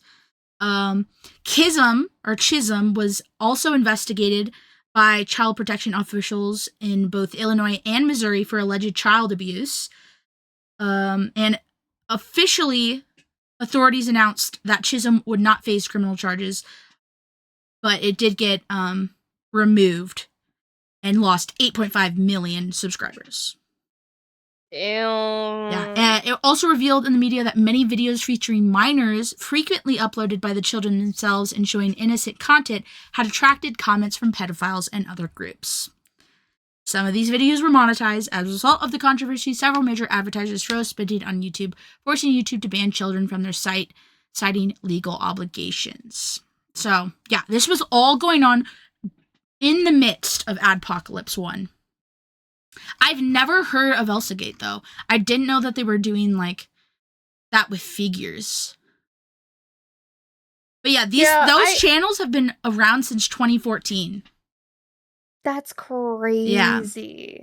And they've even, like, had articles published about them, like, before Adpocalypse. So, 2016, The Guardian published about a channel called Webs and Tiaras, which showed people dressed as characters like Spider-Man, Elsa, and the Joker engaging in bizarre or nonsensical actions. Oh no. Yeah, I don't know what that means. I don't like. I don't like it. Yeah.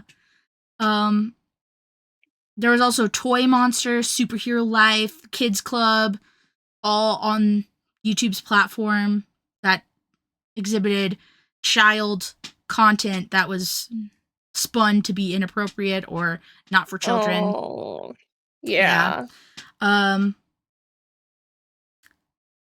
channel under the control of a YouTube partner in Vietnam blocked their Vietnamese subscribers after complaints from parents came regarding their content. And they were later fined by Vietnamese authorities for that. Oh, shit. Yeah.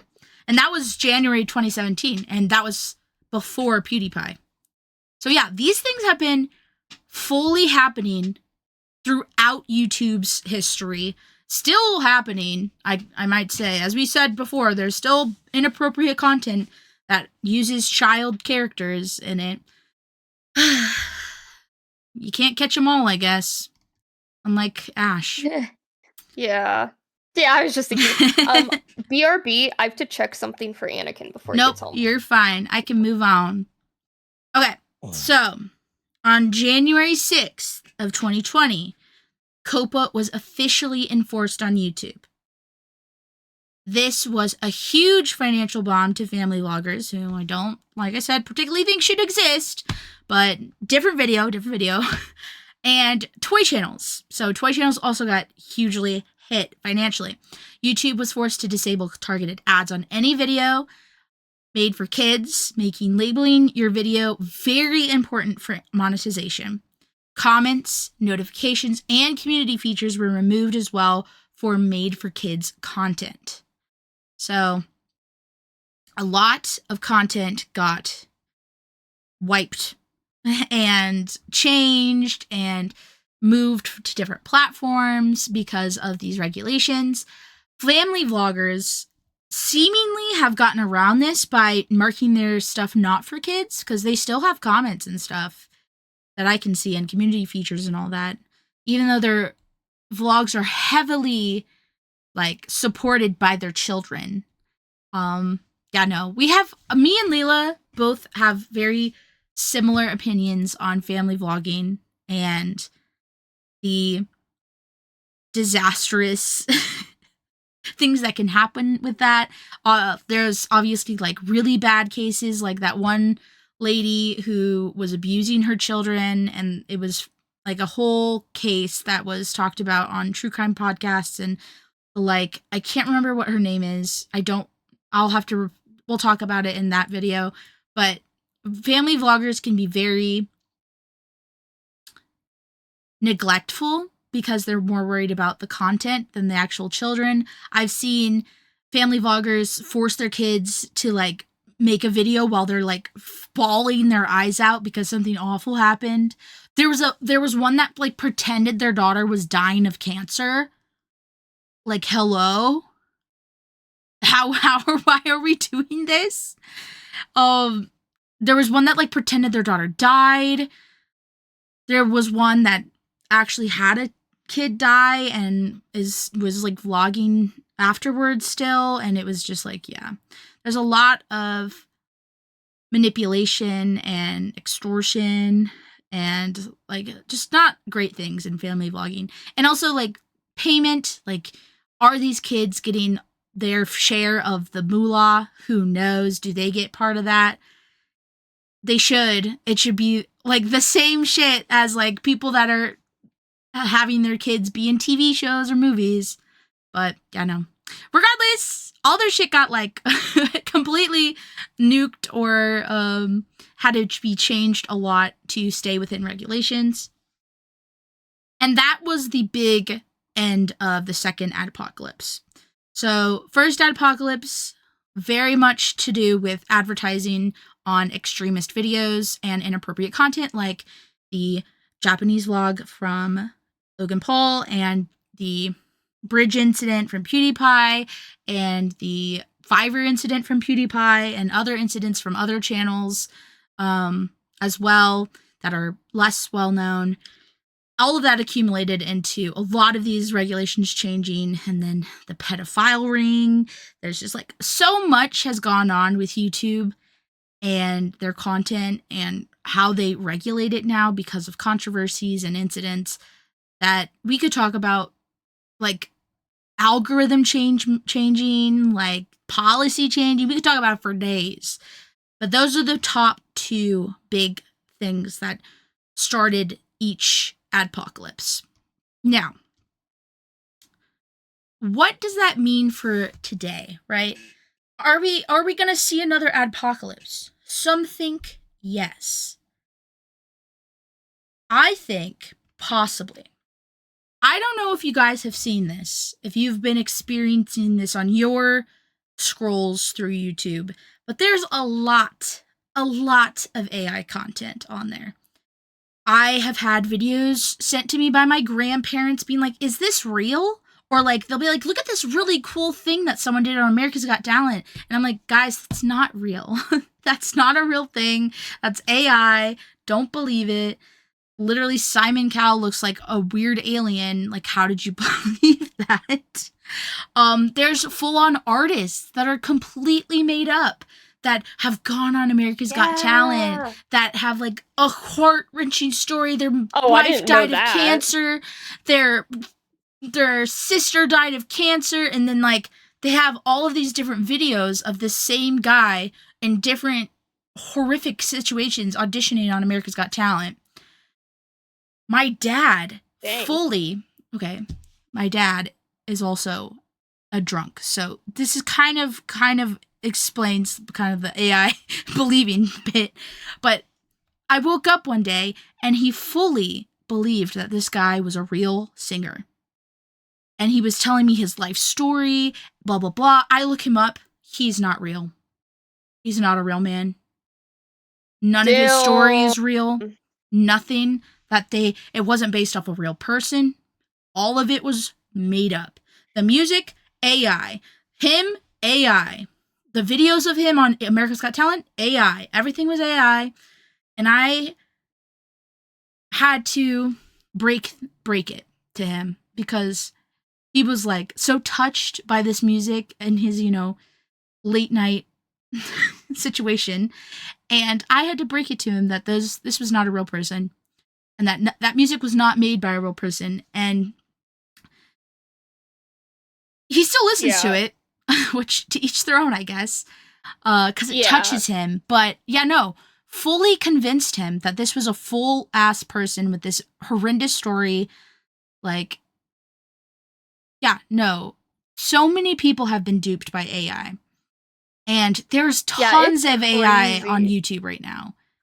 Like, I scroll through shorts. Yeah. Luckily, my algorithm is not in there, but like, I've scrolled before, like before I fixed it, and there was tons of AI crap, like popping up, especially from America's Got Talent. Like, tons of people. I get a lot of AI shorts of like. I get a lot of those like shorts from like movies and TV shows, but then it has the AI talking in the background. Yeah. And like sometimes it's not even explaining the right thing. Yes. Yes. That happens to me all the time. Also, there's tons of videos of like, oh, look at this poor dog. Or like, look at this dog like interacting with this baby. And it's AI. It's just an AI video. And I'm just like, I can't believe anything. I can't believe anything. Yeah, no, that's exactly how I feel.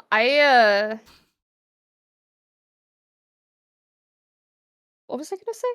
Oh, sometimes there's like I feel like usually I can tell when it's AI, but I will say it is getting kind of scary how much better it's getting and it's how getting like better. Much harder. Yeah, there are some things I have been duped by. I've been duped by a couple dog ones, but now that I know that they're out there, I've been able to like, guys, that's not real. Like, I'll come upstairs, and again, I'll find my dad scrolling through his YouTube on the TV, because he's a YouTube guy. He loves watching police videos and fight videos and all that on YouTube. And he's scrolling, and he sees this dog video, and I'm like, guys, that dog is AI. Look at its paw. Like, it's fully not correct. Yeah. And there's so many people that like it and comment thinking it's real and share it. And all of these channels are monetized. Like, they're getting monetized for this content. Yeah. Crap, I just lost my train of even like what was it that was like trending? The freaking Love Island fruit AI stuff. Yes! So much, man. So much has been like, yeah. So with the rise of this generative AI, YouTube has been flooded with AI slop. Just slop. Mass-produced, low-quality videos generated entirely by computers, no human, no real creators. And now we're in a space where like real creators are having to fight against bots for view duration, for advertisers. And again, advertisers have been seeing this AI like movement and have been being criticized by fans, creators, chat members, whatever. And they're again threatening to pull spending, refusing to pay for ad slots on auto-generated trash. And basically, YouTube hasn't banned AI. Probably never will. Because it makes them a lot of money. They focused on removing laziness instead. So on July 15th, 2025, they updated their terms to rename repetitious content to inauthentic content. So now the algorithm specifically detects and demonetizes templated content. So if your channel uploads 50 videos that are basically the same visually, or use the exact same AI voice without human editing, you can get demonetized because of it. And you can still use AI tools, but there must be some human editing angle in there, whether that's commentary, a unique point of view, some other human element. But mostly, they haven't really put any regulations on this AI slop. Like, I've seen tons and tons and tons of these channels with millions of views on their videos. Like, they're getting bank off of this. And it's a lot of older people that are watching it and believing it and sharing it. The older generation is definitely being like duped by a lot of these creators, quote unquote creators, because what are they creating? This is potentially something that could become another Adpocalypse in the near future. I could see that. If they don't change it. Yeah, so that's what I mean by saying there could be a third Adpocalypse. I think there would need to be something really big that happens, like some, like people start, like the AI starts posting like really weird like smoke signal shit or like graphic shit or like some other type of violation. Because I don't see how they would ban it, because they don't care. They're making money off this stuff. You know? Like, as a business, they don't care. Maybe as a lot of their employers would care, because a lot of them are probably against AI, but how would you define an adpocalypse? I would say that it would have to be, like, at least 100 advertisers pulling out. Because I don't think, like, just a couple advertisers pulling out could be the same as, like... Because when the first Adpocalypse happened, that was 250 advertisers. That was million of dollars of AdSense lost. Like, it would have to be, like, up in the millions of dollars, I would think, for it to affect creators the way that the first Adpocalypse and the second did. Yeah. Yeah, so the first one, Enzo, was like 250 advertisers leaving. I don't think we talked about how many, but like in the second Adpocalypse, Disney, Hasbro, Epic Games, Nestle, and AT&T all left. Yeah. So those are like big hitters, and there was more than just that, but that was just like a few of the brands.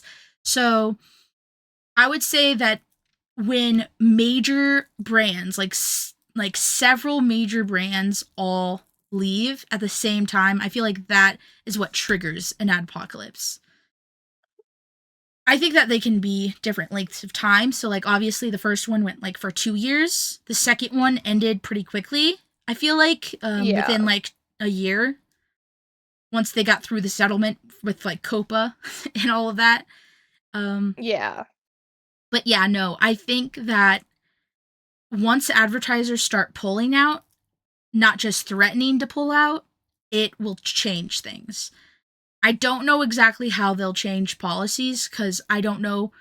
The way that they regulate content now is very much through bots. Like, bots look at the content and decide if it's a part of what algorithm, blah, blah, blah, blah, blah. So I don't know how they're going to, like, get past that and be, like, identifying AI slop. But they'll have to figure it out. They'll have to figure it out, because eventually, I'm sure it's going to hit them in the worst ways.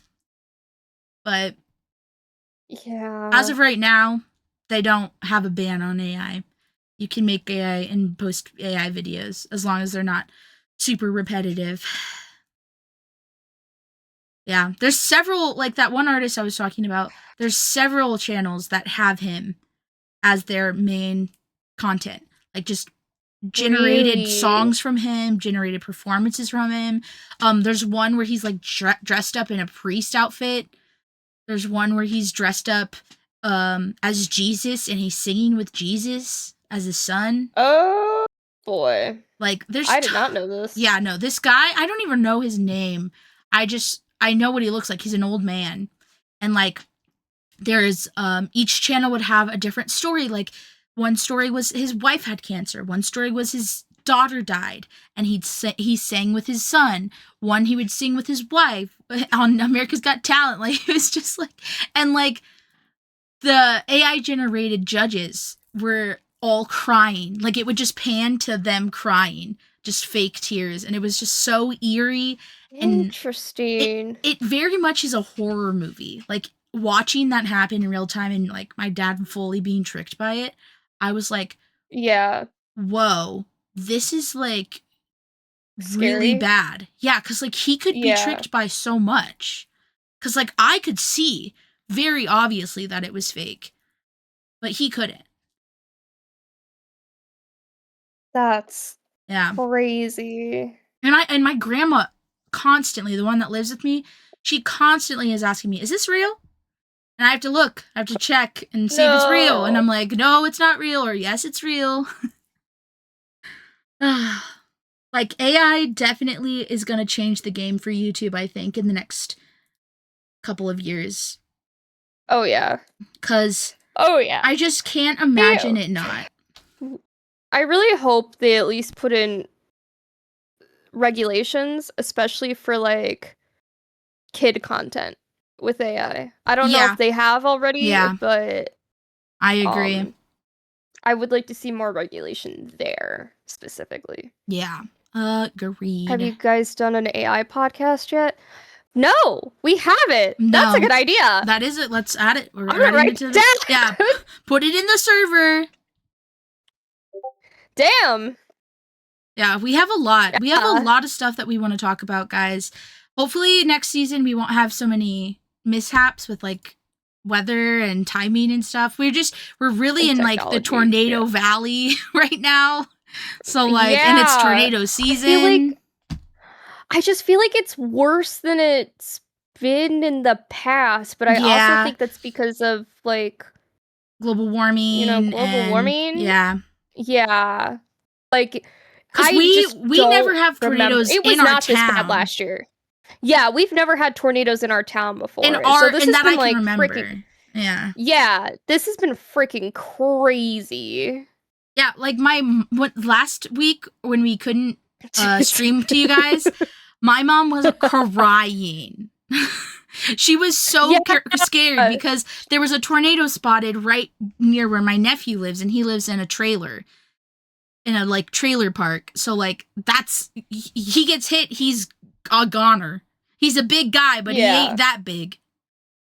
Like tornado climate change episode, that's a good one. Tornado episode would just be, or natural disaster episode, like talking about like the effect of climate change on natural disasters and like how it's, because I'm sure there's like volcanoes and like even like did you see that volcano that was like going off for like ever? Oh my gosh, let me heard about it, but no, I haven't looked into it. Even like fault lines, like really, there's a fault line that runs through the state of Illinois, and I don't remember where else, but it hasn't. It's like a pretty big one, and it's been a hot second. It's overdue, let's just say, for an earthquake. Yeah. Which is crazy. No, because thank you. I've never felt an earthquake. I didn't realize it was happening because it was so small here in our area. Yeah. But I remember it was in elementary school, and I remember people talking about it. Like, some people felt it, some didn't. I don't remember that I was with my mom at her job, and I just didn't feel anything. Yeah. Yeah, no, I have never felt one. Do all of them? Yes, do all of them. Let's do tornado, climate change. Enzo, I don't know if you know about this or not. The PayPal Mafia. Yes. I so badly want to do an episode on that. I'm down. Oh my god, I hate Palantir. I hate Peter Thiel. I hate... Yes! Enzo! It's crazy! Elon Musk! Peter Thiel! Like, oh my god! And like, Mark Zuckerberg was tied to Peter Thiel, Guys, I think he Mexico just got a goal! Mexico just got a goal! Goal!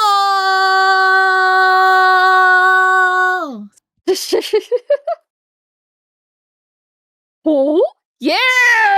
PayPal Mafia! I heard it in the background too. Love that everybody's watching soccer right now. Yeah. Lamau. Goal! I'm so happy. Dude, it took them 50 minutes to get a goal. No one has gotten a goal yet. That was the first goal of the game.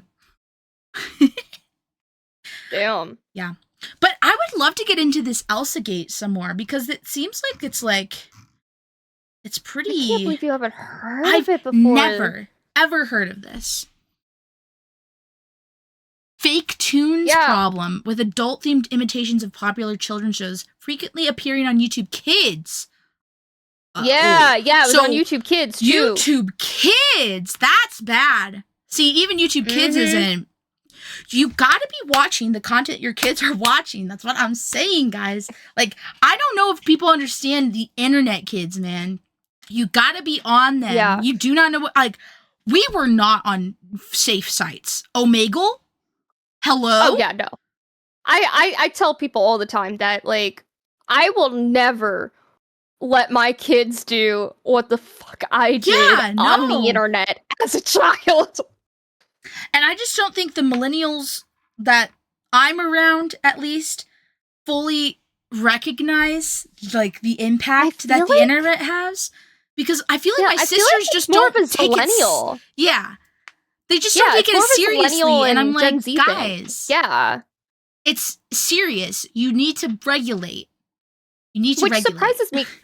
Because in our Y2K episode, the first half of it, like, I did talk about, like, the first internet predator case kidnapping happened in, like, early 2000s. It was like, what, 2001 or something? I don't even remember. But, like, that was so early. Tell us the thing, Enzo, as our resident millennial. Yeah.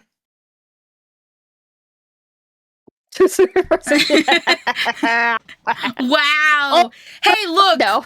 We're close. We're right on the cusp. Yeah. My sister keeps reminding me that I'll be 30 in 2 years. I'm not worried about it. Anyways. Enzo, look, it's not a diss. You're not old. We love you. Also, I love your NASA badge. Yeah, I saw that too. I love that. I love NASA. I just love space. The internet from the 2000s, early to 2010s, I feel was more information-based, but the internet today feels more content-driven. I'd agree. Yeah, there's a lot more targeted ads. There's a lot more, like, just targeted everything. And yeah, there's a lot more social media. Like, we had, like, MySpace and, like, God, IM, like the AIM. Even things like things that had chat things on there. I'm trying to, like, chat rooms. Yeah, chat rooms were huge in a lot of games that we played. Yeah, that were very, very not correct. Webkins, Pop Tropica. Yeah. Yep. Club Penguin. Yeah, I was the thinking motel Club Penguin. one, the hotel one. Yeah, there was one, I can't remember what it's called, but there was a game I played a lot that not only had online chat rooms, but there was, like, online kid gambling too. Oh my gosh. Yeah, no, one of the games I played, they was, like, codes that you used for inappropriate words. Yeah! Yeah, no, people got around, like, censoring and stuff with, like, numbers and like and there were lingo. There were stuff. fully adults on there, probably interacting with me as a child, and I had no, like, I feel like because we experienced that, we understand the need to very much monitor what your kid is watching and doing online, but man, do these freaking millennials. I'm mostly talking about my sister. I just can't. Yeah. The freaking YouTube, it gets me. She's too laissez blah, bro. I will say my aunt, she's like good at like they can only do like YouTube Kids. There are some things that she has given up on a little bit, but they're not like necessarily bad. They're like usually like, for example, my cousin used to like watching Barbie videos, but like dolls, like people playing dolls. Yeah. But it was like some of them were really sassy and there was no real like message there. Yeah. It was just kind of like talking back to like parents and stuff. My aunt hated that, but she loved it. That was like one of the things where she gave up on because there's worse things. Yeah. My nephew has been watching this video of these kids that like prank their dad or something and make a huge mess and they don't clean it up. They say, na na na na. So now that's what he says when you tell him to do something. Oh my god. And I'm like, dude, you can't say that. I feel like that was like I can remember elementary school kids being like, na na na na na. Mm-hmm. You can't catch me, whatever. So yeah. But yeah, no, I'm like, I will say there are probably some parents that overdo it with like monitoring their kids. I feel like we're in this weird time of trying to figure out, I mean, not you and I specifically, but I plan on having kids within the next few years. So it's like, which is scary to say, but it's true. No ring still. Just saying. Planned though. It's you're tentatively planned, but you just need more money. Yeah. Yeah. In a ring. Anyway. I just feel like we're in this weird time of we know what it was like and we've grown up seeing all of the like bad things associated with it, especially right now.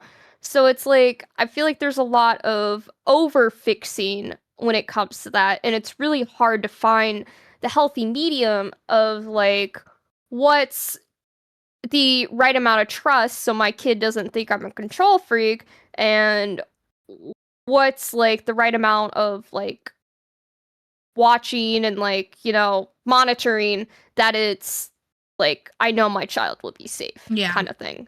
At least that's how I feel. That's why it pisses me off that there are still family content to this day. Yeah. Like we said, that's a whole nother video, y'all. Yeah. It's just bullshit, man. Sorry. It's just, I just can't. My big thing is, like, when YouTubers that have children on their channels announce, "Hey, we're gonna be here at this time." Like, that's so unsafe, and I just don't think they fully understand. Like, you know what's crazy? So before we even started this episode today, there's a channel I really like, Dan Kijabo, and he was talking about these TikTokers that I've never heard of before. Actually, they're second cousins and they're in a relationship and have kids, but that's not the point. Okay. That's weird, but that's not Anyway, their child gets recognized more than they do out in public.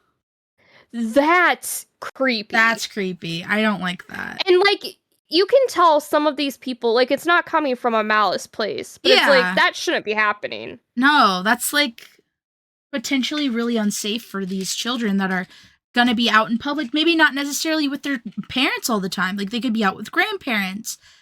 And like, yeah, or like with friends, like a family. Like, yeah, you and I would do stuff together all the time. Like, yeah, like they could be with a friend's family going out and doing stuff, or going on a vacation. Like, I've gone on vacation with my friends' families before.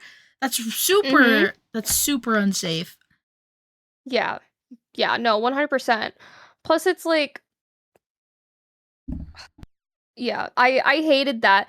And like, there was this ad that he showed too, where I don't know who made the video, but somebody made like this, like, what's it called? Not an ad, but like, a PSA video on stuff like that, and it was just two parents walking with their child through a mall. But these random adults kept stopping their child. They were like, hey, good luck on your next soccer game. Hopefully, like, your dad doesn't forget to pick you up from school again. And, like, all these other, like, really invasive personal things just randomly to the child.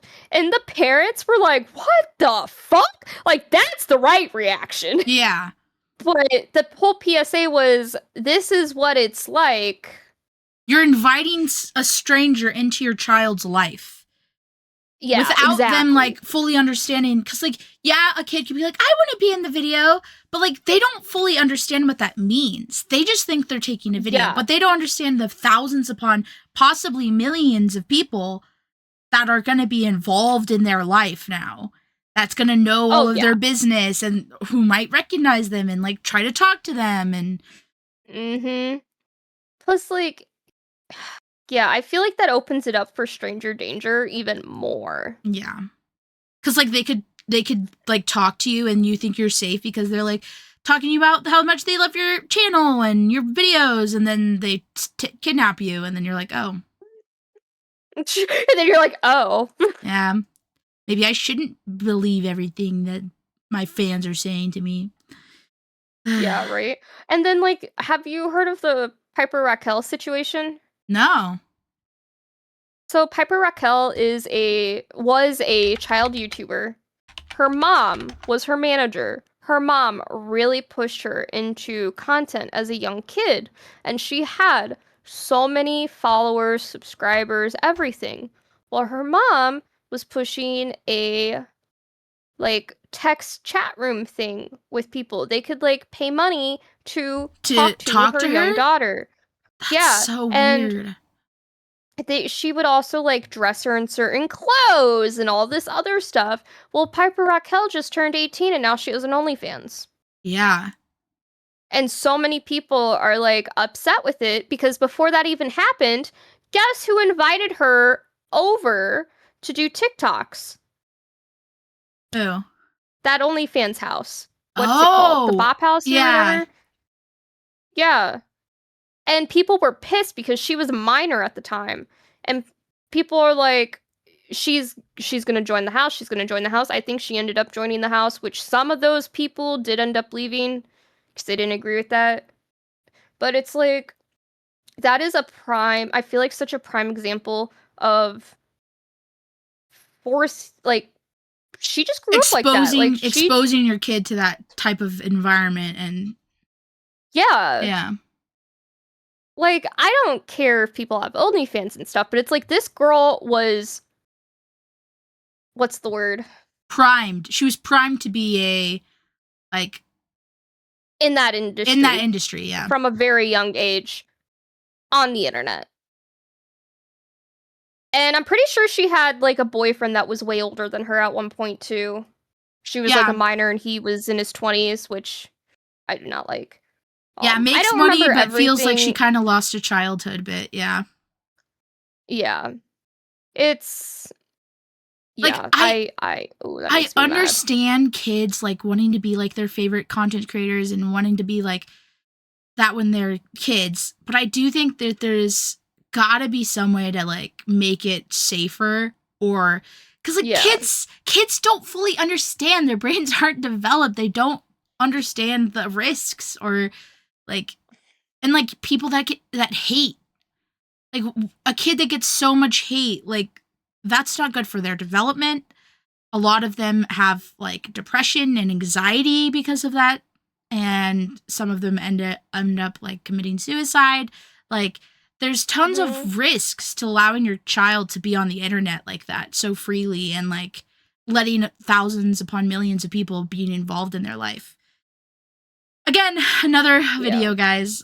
But it very much relates to what we're talking about because... advertisers kind of are agreeing with us that this isn't necessarily the coolest thing to be doing because they're pulling out and YouTube's had to change a lot of things.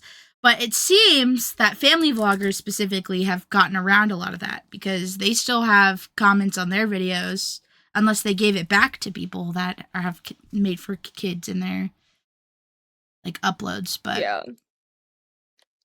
Another thing that I feel like is kind of really big right now that also affects the internet, slightly different than what we're talking about, but still affects the internet a lot, and I feel like would affect young kids in a very negative way, is cancel culture. Yes. I mean, that still is relevant to, like, YouTube. Yeah. It is. The crazy thing is somebody can easily just make up a lie about someone, and then it just spreads like wildfire, and that just becomes the truth, even if it's not. And YouTube, if they're on YouTube and they get canceled on YouTube, YouTube as a business can't risk it being true. So they immediately demonetize that person. They immediately take away anything, like their deals that they have with them or whatever. And yeah, no, cancel culture has a huge impact on like monetization and like YouTube policies as well. Because you really can just make up whatever you want about someone. And with AI, you can even doctor things and make it even seem more real. Which is scary, because I remember listening to, this was a while back, I remember listening to a case. This guy got accused of stalking, and I don't remember if it was just sexual harassment or if it was rape, but he basically, his chat messages with this girl, he was telling this girl, like, leave me alone, like, whatever. Like, he actually wanted nothing to do with her, nothing happened. And the girl doctored all of their messages, and it had to be proven in court that the messages were doctored to begin with. And I was like, that's fucking scary. Yeah. That's scary. In the ENVTube sphere recently. Oh, yeah. Yeah, oh my god. Especially, like, that stuff's hard to deal with as, like, a young adult or an adult in general. So, yeah, a young teen or preteen, like, that would be horrible. Yeah.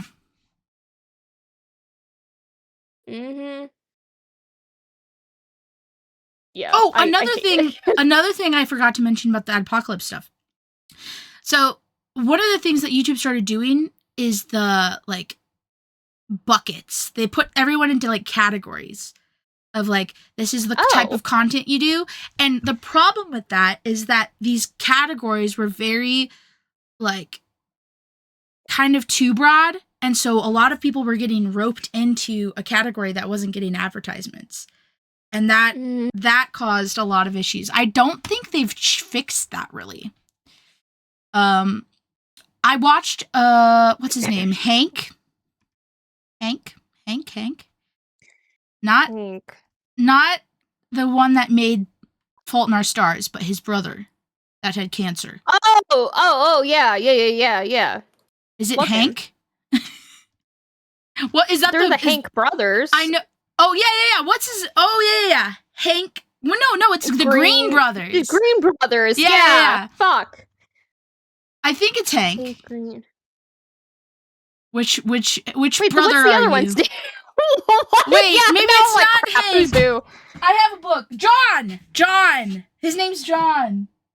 That's the other brother. The brother that wrote the book, that's John. Hank is the one that I'm talking about. Hank made a video about it.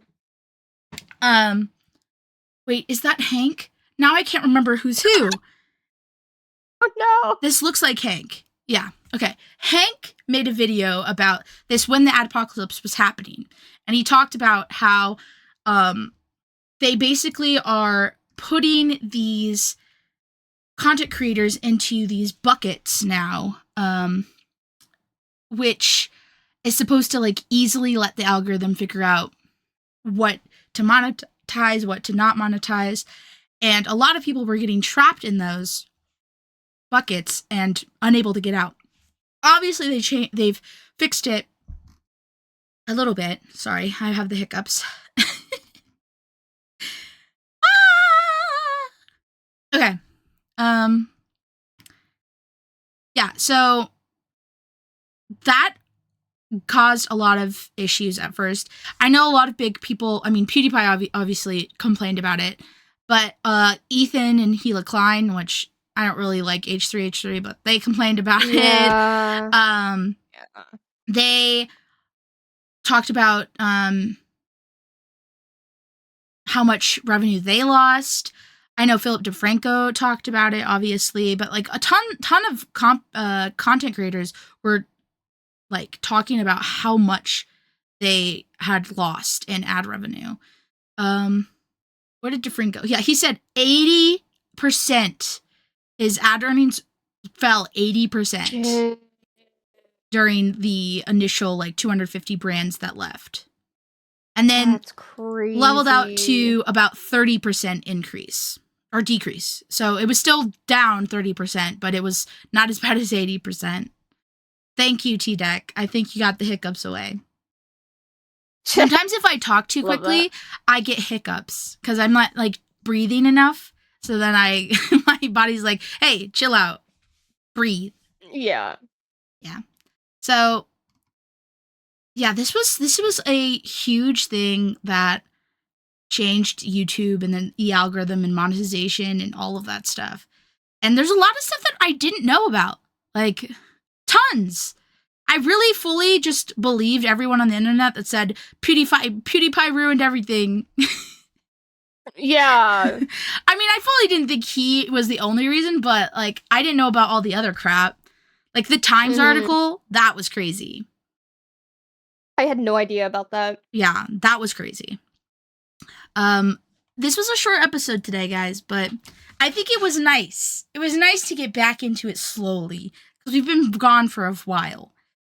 You know, Yeah. We had some hiccups, we had sickness, we had teeth problems, we had storms and tornadoes, power stuff. So now we're easing back in with a shorter episode. Yeah. And I got to yap the most because usually Lila yaps the most. So this time it was me. Lila knows she yaps the most. Yeah, I do. I do want to see our schedule here because I want to. So yeah, because we are supposed to do the like. Yeah, so July type episode soon. as long as we do next week on Thursday, then we can still do Liberty Kids on time. Okay. Yeah. So we're still good there. Guys, you got to get ready for the Liberty Kids episode. It's going to be so good. I'm so excited for this. I'm so excited. We got to figure out how we're going to split that up.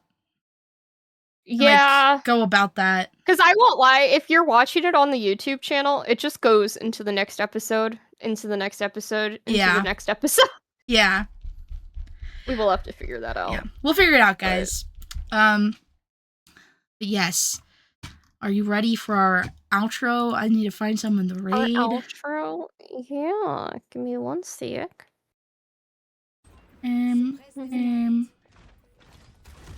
Let's see. You can raid. I don't know. But yeah, wait. What's next week's episode? Y2K Part 2. Okay. I thought so, but I wasn't 100% sure. I could have. Also, did you know that they have Nancy Drew speed running? What? Yeah, I raided someone after a Nancy Drew stream, and they were like, "Yeah, are you a part of the Nancy Drew speed running group?" And I was like, "What? I've never heard of that. What?" Yeah, so we need to get into this, y'all. Yeah, we should do a her interactive episode. Have we done that already? We should. No, I don't think we have. I feel like I would remember if we did. We usually don't do Nancy Drew on this channel. And then we can tier list all the games. Well, we should do that after we play them. We'll do that after we finish our Nancy Drew journey together. Yeah. I don't know who to raid. Do you have anyone? Let me see. Hold up. Give me one sec. I need to check here. I wrote down her interaction, by the way. Okay, perfect.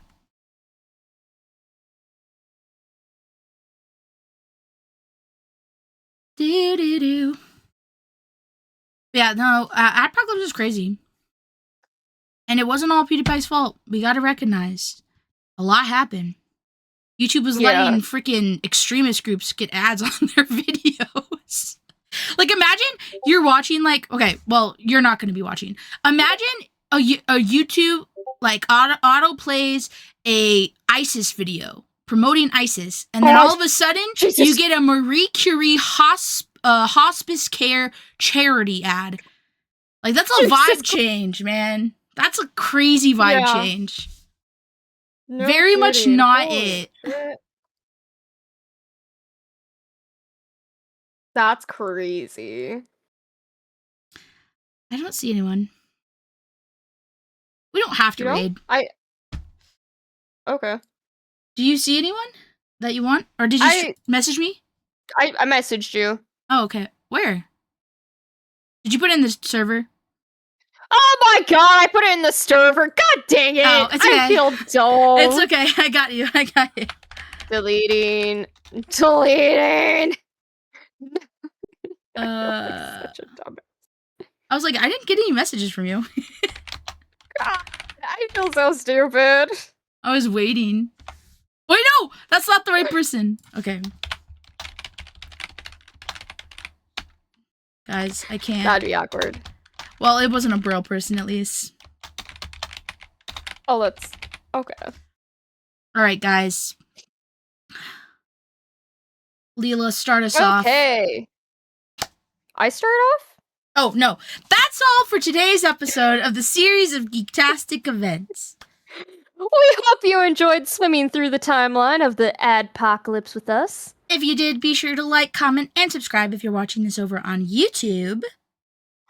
Next week, we will be diving back into Y2K, everything from fashion to your favorite 2000s movies and video games. Thank you for spending your evening with us today. I'm Lila. And I'm Sero. See you next time. Bye-bye.